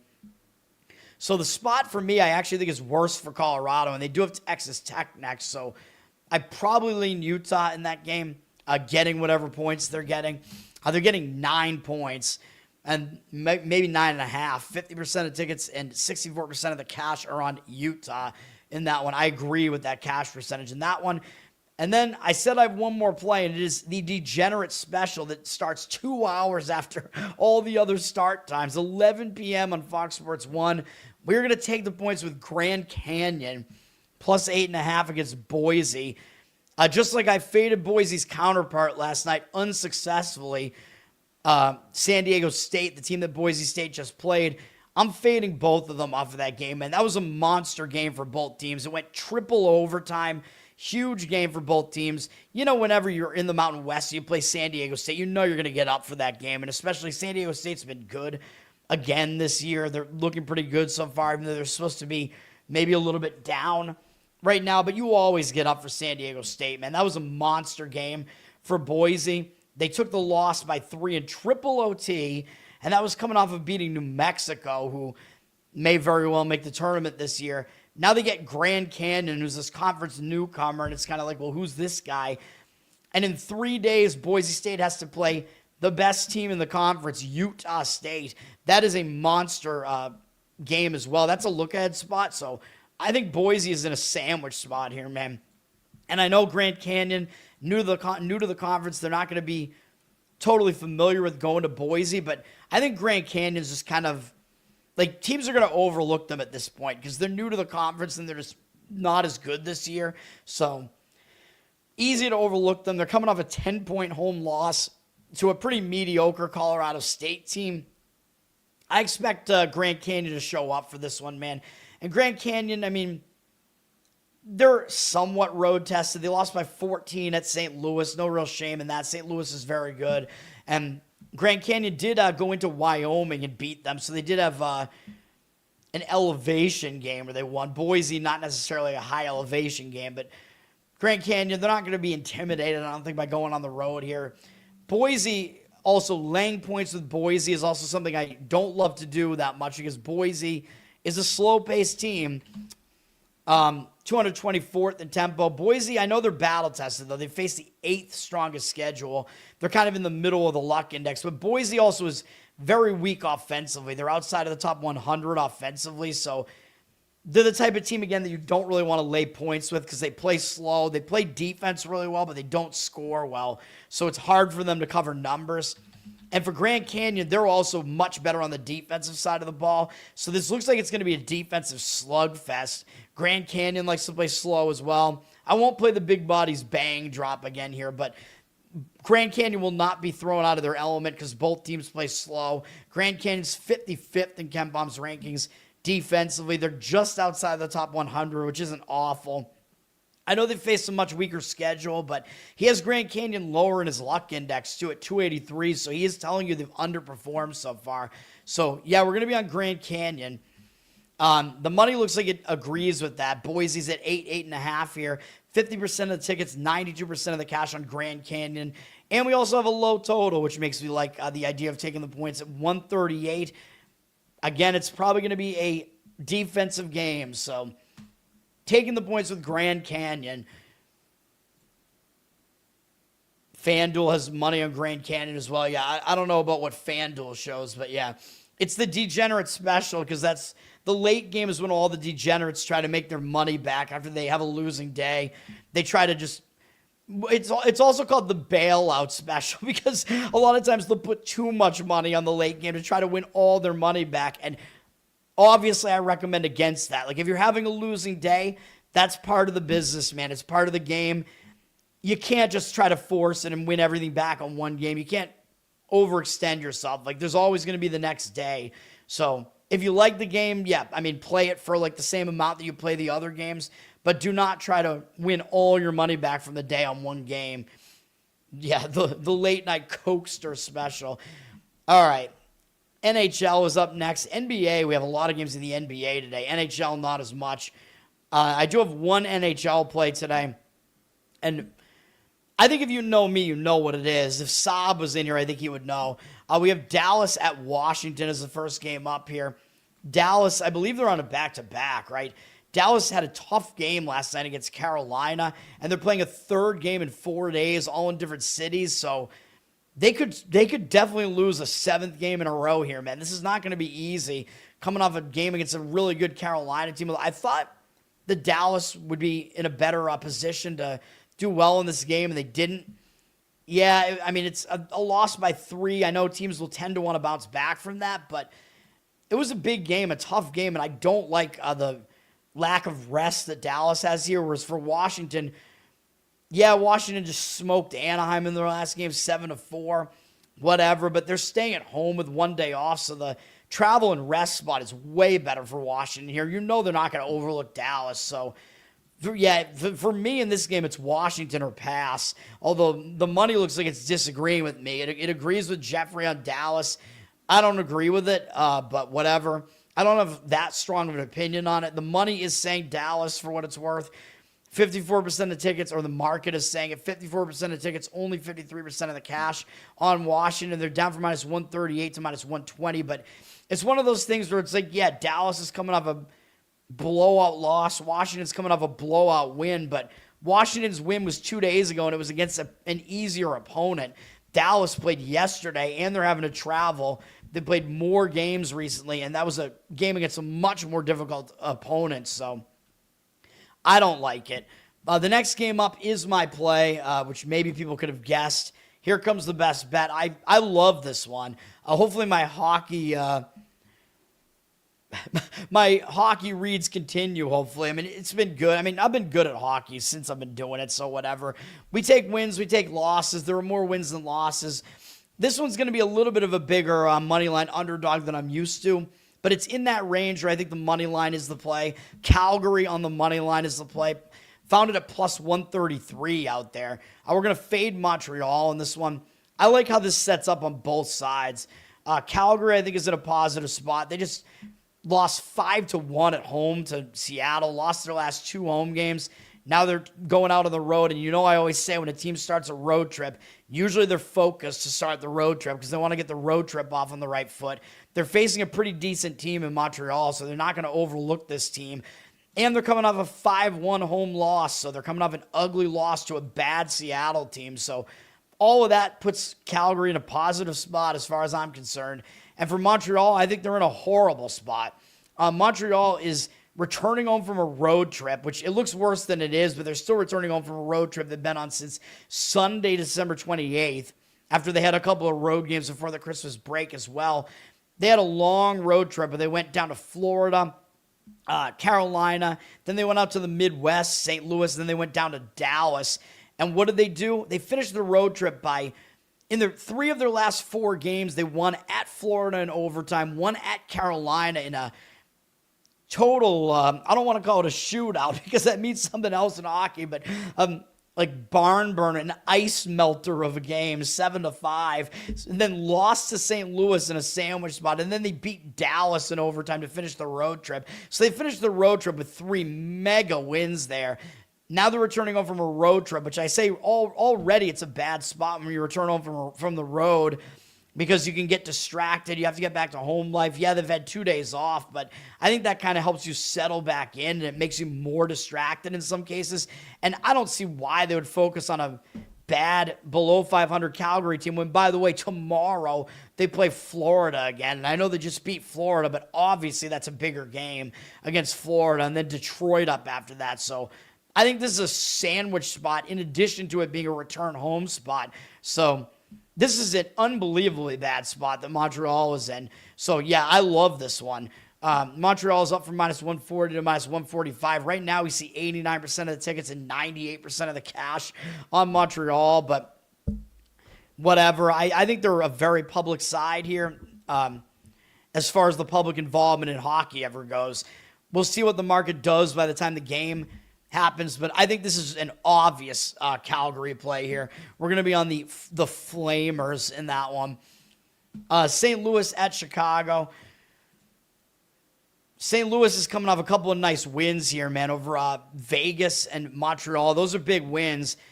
They've had some time off, which I actually don't like, that they've been off since Saturday because I think that can disrupt their momentum. You don't want to have that much time off when you're winning, and they're going to kind of just be sitting on those 2 big wins. They are starting a road trip, so I will say usually you are focused to start a road trip. I don't know that they're really going to have full focus on Chicago, though. Now, Chicago coming into this game, Chicago, they're on a 3-game win streak, though, as well. They're kind of in the same spot. Like, they've won 3 games in a row against Dallas and then Washington and Vegas in overtime and shootouts. And they've had multiple days off as well, which again can disrupt their momentum. And they've kind of just been sitting on those wins. And they have Washington next. So I'm not entirely sure they're even going to be focused on St. Louis because they suck. Even though St. Louis did beat them in St. Louis by 1 on December 12th. I'm not going to put that much weight into that. I mean, yeah, these teams are close geographically, whatever. Maybe Chicago will be more apt to get up for this game for just that reason. But these teams are both in horrendous spots. And Chicago might be looking ahead to Washington here. I don't want any part of the side in this game. The money is kind of saying Chicago. St. Louis down from -124 to -118. Chicago might be a public side, though. 80% of the tickets, 95% of the cash on them. I think the public is going to think it looks kind of easy to play Chicago. Just getting an underdog price at home, and they have like basically the same record as St. Louis. Yeah, I mean, I hate it. I hate the game. My recommendation in this game, I mean, I don't even want to, I would recommend an over generally in a game where I think both teams are in spots where I think they're going to be unfocused, but I don't like the over either. I know, Jeffrey, you like the under. The money is coming in on the under. It's below 5.5, which the odds makers are telling you low scoring here at 5.5. 60% of tickets, only 51% of the cash on the over. Now, the fact that the teams are coming off long breaks, I agree that will, that might have them coming in cold offensively. Like when teams have had a lot of rest, I agree looking towards an under makes sense, but I do worry that these teams are in horrible spots. So I think the move here on the total is to play like the first period under in this game is probably what I would do, because I think once they get their legs under them, you're going to start seeing more goals happen in this game. And you know me, I hate St. Louis's goaltending. I absolutely hate it. So all things to consider there. But yeah, I think if I was going to go under in that game, I would do a first period under, just because that's when the rest scenario will have the most effect on those teams. We have Ottawa at Utah. Ottawa just lost to Detroit on Monday. Now they're starting a road trip. Usually I will say you're going to be focused to start a road trip, but Ottawa, Detroit, kind of a big game, really, and they lost by 2, and they have Colorado and Florida up after Utah. So even though normally I would say you're going to be focused to start a road trip, this could be a sandwich spot that Ottawa's in. For Utah, Utah's returning home from a road trip, so I don't like that either. They were on the road since Thursday, New Year's Day, so not a long road trip, really, but it did take them to the New York, New Jersey area, and they played all 3 of those teams, and now they're returning home from that. Don't love that either. Again, a lot of times you return home, you're a little bit distracted when you return home from a road trip like that, so I don't love it for either side. The money is coming in on Utah slightly for what that's worth. They're up for minus 115 to minus 122 on the money line, 60% of the tickets and 61% of the cash on them, but you know me, I avoid playing on teams that are returning home from road trips, so I don't love it. I mean, it's a stay away from me. Don't really have a strong opinion on the side either way, I guess. I mean, again, the money is saying Utah, so if you want to go with that, all right, but I don't like it at all. Don't bet with bookies that are going to, like, break your legs, man. If you at least bet with the, like, reputable sites, you pay in advance, so they're not going to send their goons after you. You don't bet overs, well, that's like, you got to find spot, like, if you're going to play totals, you can't limit yourself to just unders. Like, you got to find spots where it makes sense to play the over, where it makes sense to play the under. The way that my mind works, I'm able to identify more over spots in sports like this, even though last year I kind of dabbled in it, but haven't done much with it. No, I disagree with that. With a TV game, the TV game I think is more likely to go under because the teams are more likely to actually show up and play more intensely. So I disagree with the TV game aspect of that. Even though the like TV networks want those games to be higher scoring, I don't think that it like necessarily works out that way.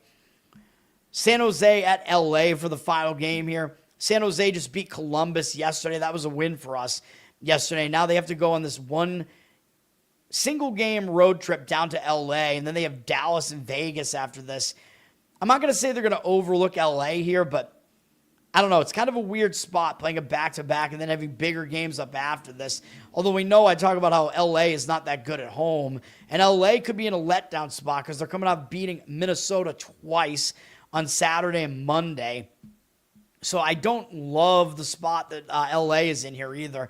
Don't love the spot for either team. LA is a huge favorite, but they dropped from minus 280 to minus 245. The money is coming in on San Jose for what it's worth. 88% of tickets, 99% of the cash on them. I mean, if you play San Jose, I think it's got to be like a puck line situation, but I don't love it at all. Calgary, I think, easily is the best look in hockey here. All right, and then we have the NBA. I'm going to have 2 plays, and they're the first 2 games up are my plays, and then I have jack shit for the rest of the board here, and I'm going against the market in the first game, so isn't this going to be fun? Here come the NBA best bets right out of the gate. We're going to lay Toronto minus 1.5, or if you want to go money line, you can do that too. The money is completely disagreeing with me on this, and I don't know what is going on with the market here. Raptors down from 3 to 1.5 here. 61% of the tickets on the Raptors, 87% of the cash on the Hornets. The money is all over the Hornets, and I see no way that you can play the Hornets in this game. Now, Toronto, yeah, they're coming off a couple of wins over Atlanta, but Atlanta, they're without Trae Young right now. This Atlanta team's not good right now. They're below 500, so I don't think Toronto's going to be in any sort of letdown spot. They're starting a road trip. They're coming in with momentum. The one concern is, yeah, they have Boston next, so that might be a look ahead, but I think after what Charlotte did in the last game, Toronto might actually show up and be on notice here and try to carry this momentum here, whereas Charlotte is in an unbelievable fade spot, in my opinion. So I don't know what the market is doing here. Toronto is also good on the road. They're 10-7 on the road. So they've actually been somewhat of a bad home team, really. But they've actually been decent on the road. Now, I don't know what's going on with the number here, right? Like, Toronto doesn't really have any like injuries that I think are coming into play. They're going to move that number. So I don't know what's really going on here with this number in the market. I just like the situation here. And of course, we know what Charlotte just did the other day. This was a monumental win for Charlotte. They won at Oklahoma City, man, on Monday the 5th. That game was out of control. They beat Oklahoma City. Not only did they beat them in Oklahoma City, but Oklahoma City was like a 15-something point favorite, and Charlotte beat them by, 27 points, which, by the way, was the biggest margin of victory. I think I saw that it was the biggest margin of victory in NBA history for a team that was a 15-point underdog or greater. Winning by 27 was the largest margin of victory for that big of an underdog in NBA history. So insane, historical win. It's a spot where you want to fade a team off of that. And it gets even a little bit worse for Charlotte because they're returning home from a road trip and they're playing a fourth game in 6 days, all in different cities. So they've been on the road since Friday. I know it wasn't a long road trip, but still, they are returning home. They have to get back to home life. I know they're not really going to look ahead to Indiana or anything like that, but still, how do you do anything after you beat Oklahoma City like that, man? You're going to be so sky high off of that. Unbelievable win, and they actually upset Chicago in the game prior to that too, and almost upset Milwaukee as well. So I think Charlotte's going to be completely out of gas here. I don't get it. I don't get what the market is doing. Toronto is my first play in the NBA. What? What do you mean, how? How what? How did Charlotte win that game like that? I don't know. I didn't even look at the box score, but I'm just going to fade Charlotte off of that anyway. Next game up is my other play.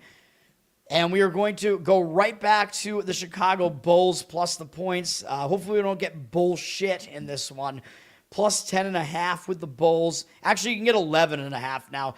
The market does agree with this one, and the total's not that high in the low 230s, so it's kind of a middling total. So, take that for what it's worth, I guess. But we're going to fade the Pistons here. 76% of tickets, only 62% of the cash on the Pistons. So they're public with less of the money on them. Oh, by the way, one other thing I forgot to point out with Toronto-Charlotte, Jeffrey will like this angle here, even though I don't think it's that strong of an angle. But the last time Toronto played Charlotte was at home on Friday, December 5th, and Charlotte beat them 111-86. So Charlotte lost them by 25, Charlotte beat Toronto by 25 in Toronto the last time they played, and Charlotte beat them in Charlotte in overtime on November 29th too. So there is somewhat of a revenge angle for Toronto there as well.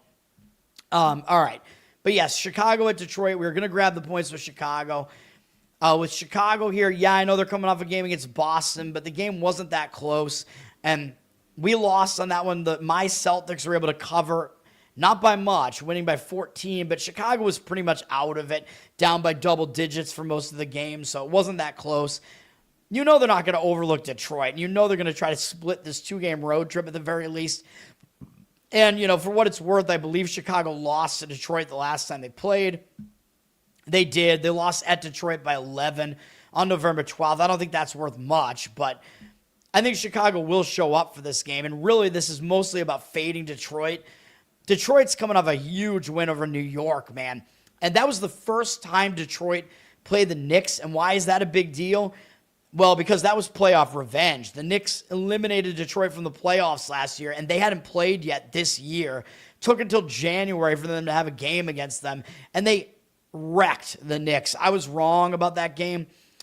Huge game. Somebody pointed it out in the comments, so I appreciate that. And I was like, yeah, you're actually right. Like, there is definitely a revenge angle that I overlooked coming into play there. I didn't think it was enough to push me to the Detroit side here, but I was wrong. Detroit smoked the Knicks in that game.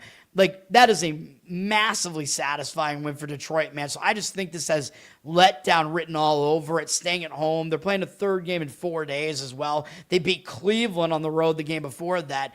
And since December 30th, they have a 22-point win at the Lakers. They lost by 6 at home against Miami in a return home spot, which I think we might have had a win on that one. I forget.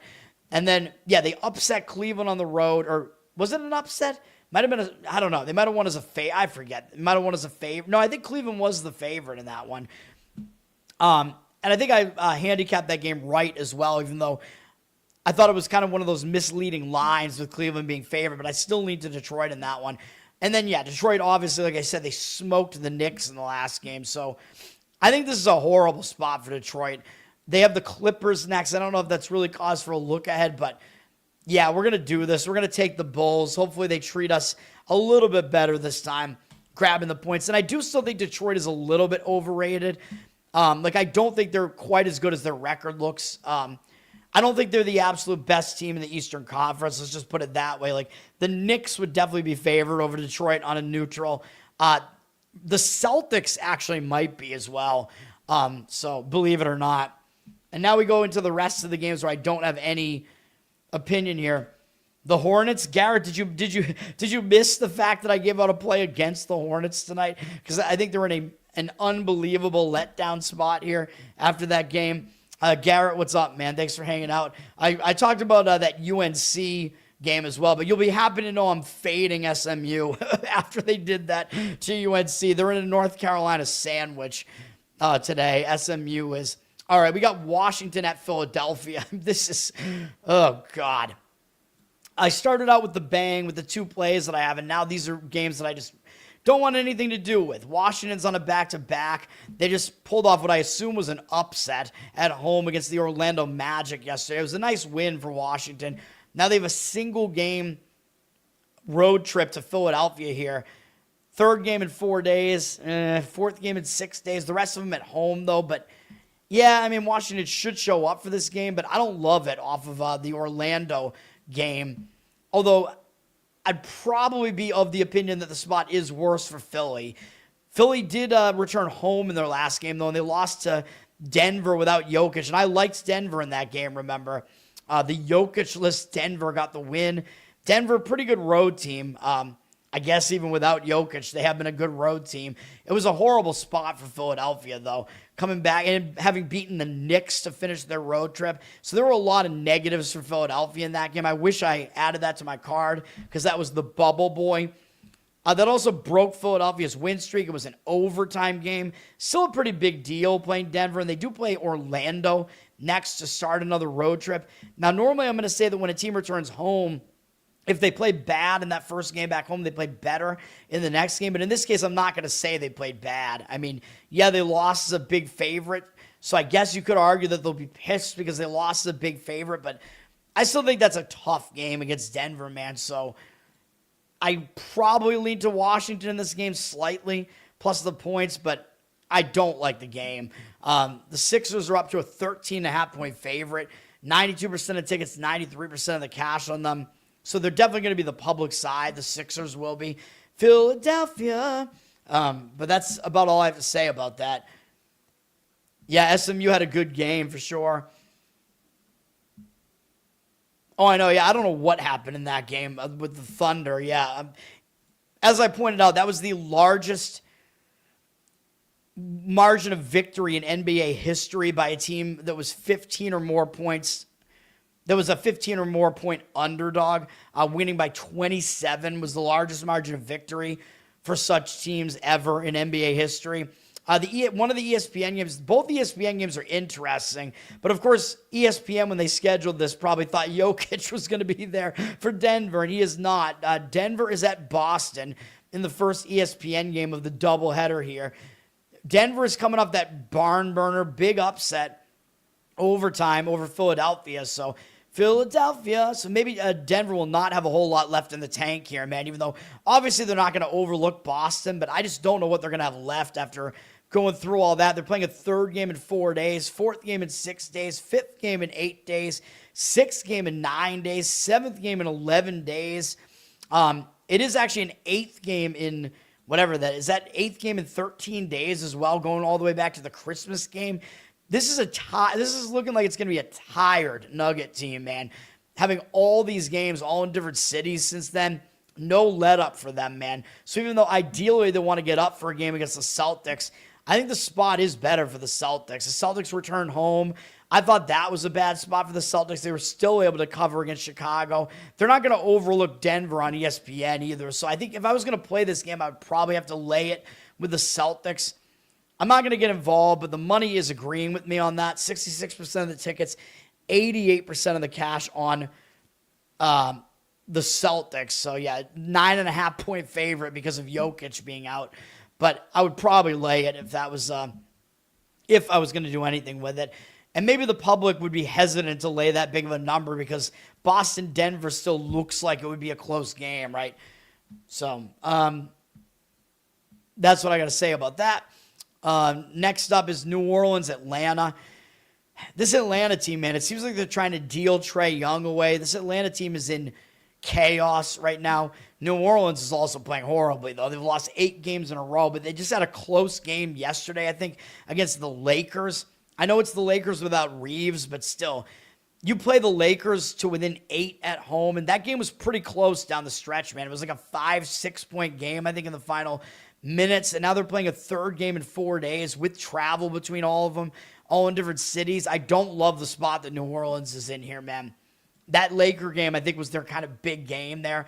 Now, Atlanta, they're returning home from a road trip, which I don't like, although it was only a road trip that started on Friday, and they only went to New York and Toronto and played twice in Toronto, losing both of those games. So I don't think this is really a full road trip return spot, but I think it is still maybe a factor where they might still not pay attention to New Orleans because New Orleans sucks. And Atlanta does have Denver, Golden State, and the Lakers all upcoming. So it's not a great spot for them either. So I got to stay away, although I think if I had an opinion in this game,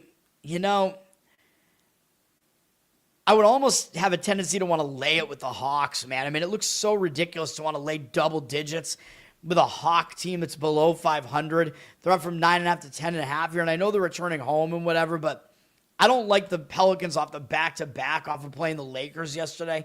50% of tickets, 61% of the cash on the Pelicans, though, so the money seems to be indicating that way. I slightly disagree, but no strong opinion. Orlando at Brooklyn. Trying to get this done. This is going to be one of these 2-hour shows here, man. And I'm probably going to come back tonight and do the NFL bracket show, although I guess I'll have fun with that. Oh, no, wait, I don't know if I will. Maybe late tonight because I'm going to be on If by Whiskey tonight, too. Orlando's coming up that loss at Washington. Bad loss, but that was yesterday. So now they are facing a third game in 4 days, fourth game in 6 days, fifth game in 8 days. Sixth game in 10 days, I guess, or whatever that is, all in different cities. So Orlando, yeah, they're facing a difficult rest spot here, but you got to think they might bounce back off an ugly loss to Washington. They do have Philadelphia next, but I don't know if that's going to be enough to cause them to look ahead. And Brooklyn just smoked Denver in that game. We had Brooklyn when Nets whispered. That was a win for us on Sunday. Now Brooklyn's just been sitting at home on that win for that long. I know it was without Jokic, but that was still a big win against Denver. They're not going to, I don't think, overlook the Magic, but I like how this spot sets up better for the Magic, in my opinion, even though the Magic are the way less rested team. The money is all coming in on the Nets. 52% of tickets, 80% of the cash on the Nets. I do think a lot of that has to do with the rest factor, though. But the Nets, I think they're in a letdown spot, and the Magic are coming off a horrendous performance, so I kind of like the Magic, but they did drop from 4 to 2 here. It does look too easy to play the Magic with a number like that, 2. And then you do have to look and see what the injury situation is for the Magic. It looks like Wagner is still out. Suggs still out as well, so those guys are not back yet. So you are looking at a thin roster for Orlando. So the rest certainly does not help. A thin roster does not help when you have no rest. So that's what I'll say there. The Clippers are at the Knicks, and yeah, Jeffrey, I think, pointed out this line looks very short with the Knicks laying 4.5 here. And the Knicks are very good at home, 15-4, and the Clippers have been atrocious on the road, 4-13. But there must be somebody's not playing for the Knicks, right? That's got to be what's going on here. Let me see. It looks like no, that's not the case. So yeah, this is a very, very strange looking line. 4.5. It looks so easy to play the Knicks here. Now, for the Clippers, they just beat Golden State, and now they're starting a road trip. I always talk about when you start a road trip, usually you are focused. The Clippers, it was a good win over Golden State, but they're not going to overlook the Knicks, so maybe they will carry that momentum into this game. show up with some focus here. So I don't mind that for the Clippers, although they are having to travel cross country. The Knicks have lost 4 games in a row, though. And the Knicks, I mean, they had a single road trip to Detroit there, and they got embarrassed by 31 points. So it's not like I see the Knicks not showing up here. They start a road trip next, but are they really going to overlook the Clippers to play Phoenix? I don't know. Like, when you've lost 4 games in a row, I think you're going to show up for a game, especially because the last 2 games at home, the Knicks got embarrassed as well, losing by double digits to Atlanta and Philadelphia. So I don't see the Knicks not showing up here. As far as the money is coming in on the Knicks to some degree, even though they are also public. They dropped from 5.5 to 4.5, but 72% of the tickets, 78% of the cash on the Knicks. So there are some market indicators on the Knicks in that one, but I want nothing to do with it. All right, Phoenix at Memphis. Correct. The Jets are the first team ever to never have an interception in the entire season, and they did it with an extra game on the season. They still never did it.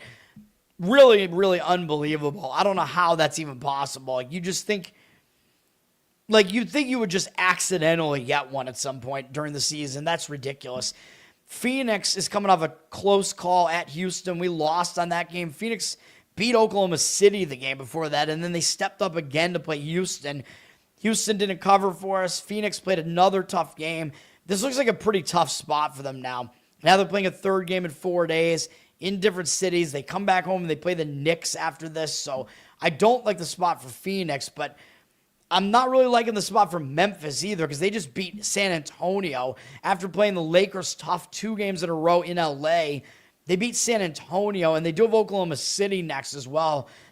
I'm not going to say they're going to overlook Phoenix, but man, this spot is bad. And San Antonio, I believe that was with Wemby back. Although, again, that means it was the reverse injured player spot for San Antonio with him coming back, which means that maybe they were having to go through a little bit of an adjustment there. So, yeah, I don't like the spot for either team in this game at all, which is why I'm passing. So I think an over actually is the way to look. And the money initially seemed to agree with the I'm looking at the wrong game. Where's the Suns? Actually, it's got, it looks like it agrees. It's gone up from 227.5 to 232. So I don't mind an over in the Suns Grizzlies. 71% of tickets, 92% of the cash on the Suns.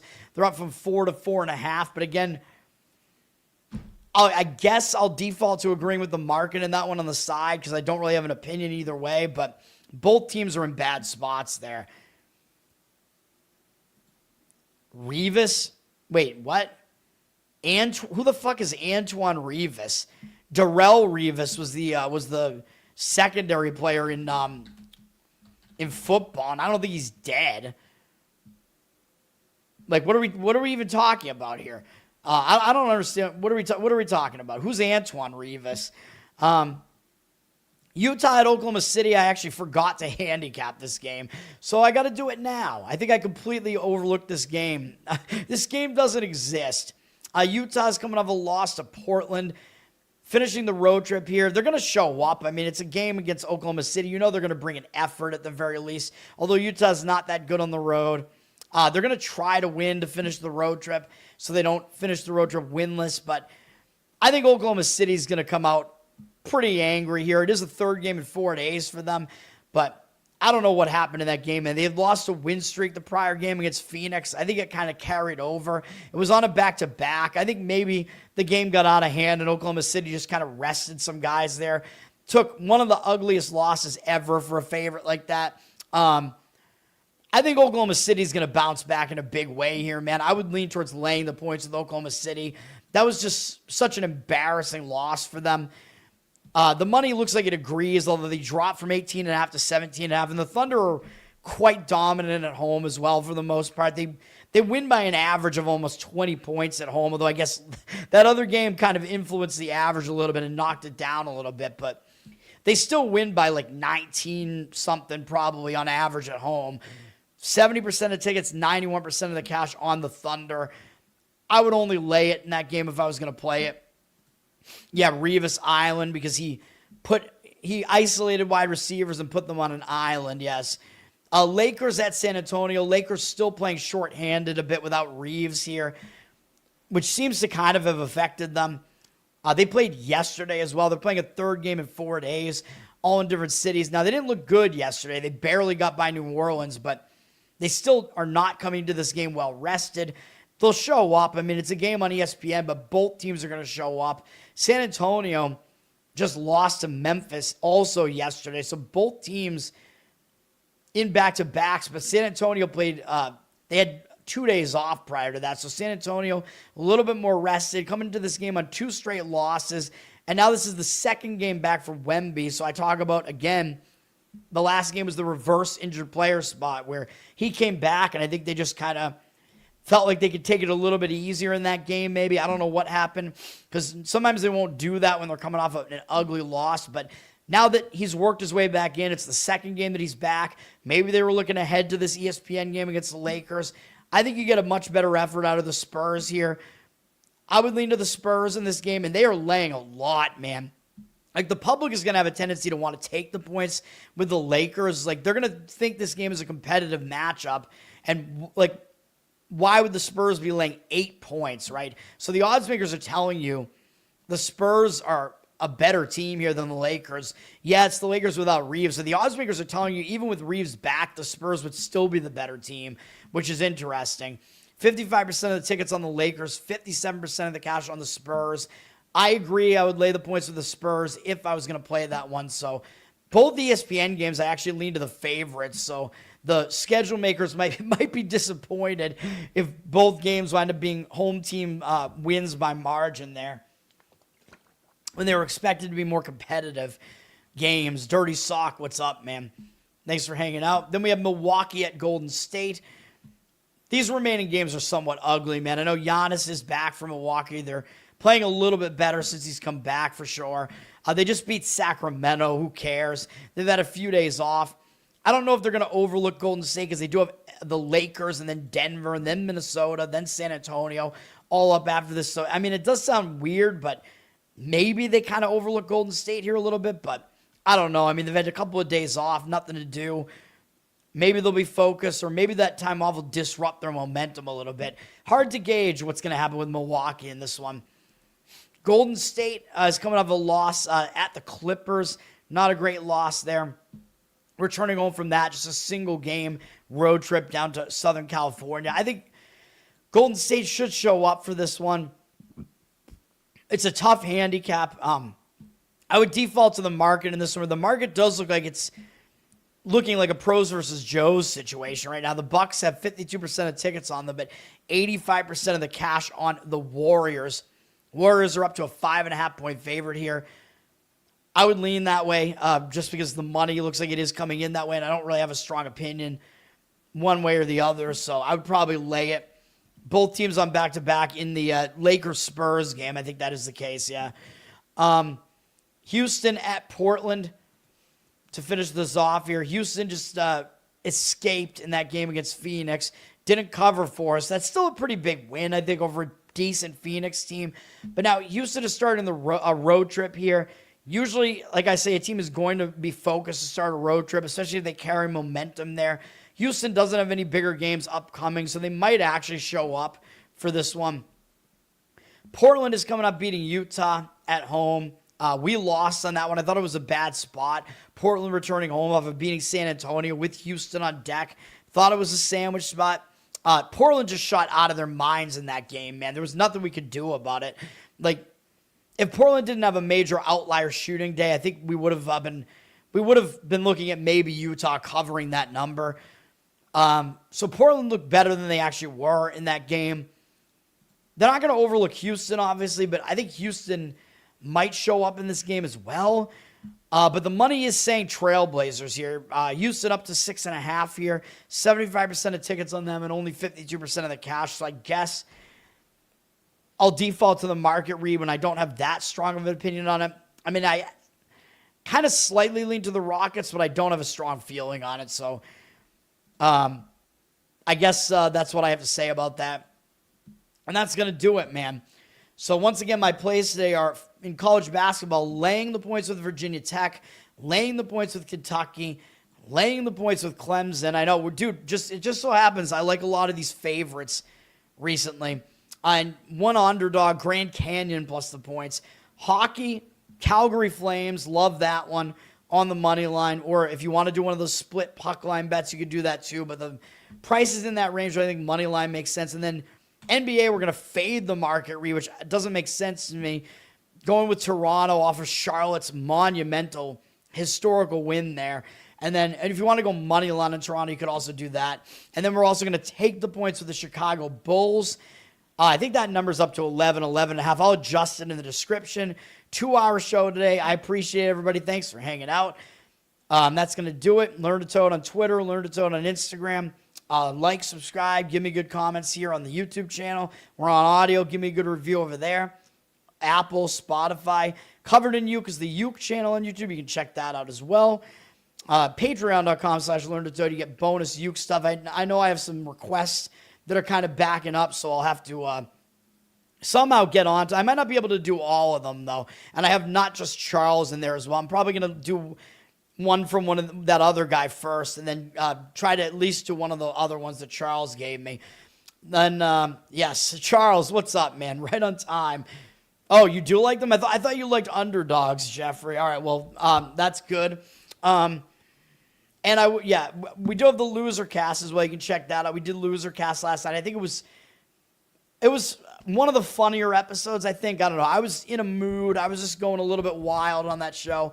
I don't know. So you can check that out last night. Charles was there for it. So we did that. I nominated a non-person this time as the biggest loser. I nominated half the globe as the loser this week. So you can check that out and see what I mean by that. I will be on If by Whiskey tonight. I think it's 7 p.m. Eastern, I want to say. It might be 8. I retweeted it again. The dude, Mark or whatever his name, Mac, he tweeted it out, so I did retweet that. You can check that out. I believe it's a YouTube channel for that, but I'm not entirely sure, so you can find that, I hope. That's with Mark and Jake are the two guys' names. I'm not familiar with their show, but they've had some pretty big guests on, so hopefully that goes well. And then I will be doing my NFL bracket special, possibly after that tonight. And then tomorrow I'm going to have Clint on, I believe, at I think 9 p.m. tomorrow. We're going to do bald. And I think the way I'm going to do that, because I probably will have filled out my NFL bracket tonight. I think what I'll do is I'll have him tell me what he thinks, do his thing, and then I'll talk about what I think as well, and then show mine, something along those lines, maybe. It'll wind up just being a discussion. We'll have some fun. And if you missed the Tower Gang New Year's episode, not really Tower Gang, but it was Clint wanted to do just hang out and do a stream, so we did that. It was Clint, me, and Tyler for much of it, so you can go find that. It's on Rumble only, but it is public. It's not behind the paywall or anything, so it is on Rumble. That's going to do it. I appreciate it, everybody. And, yeah, I'll be back whenever you see me next, soon. Peace.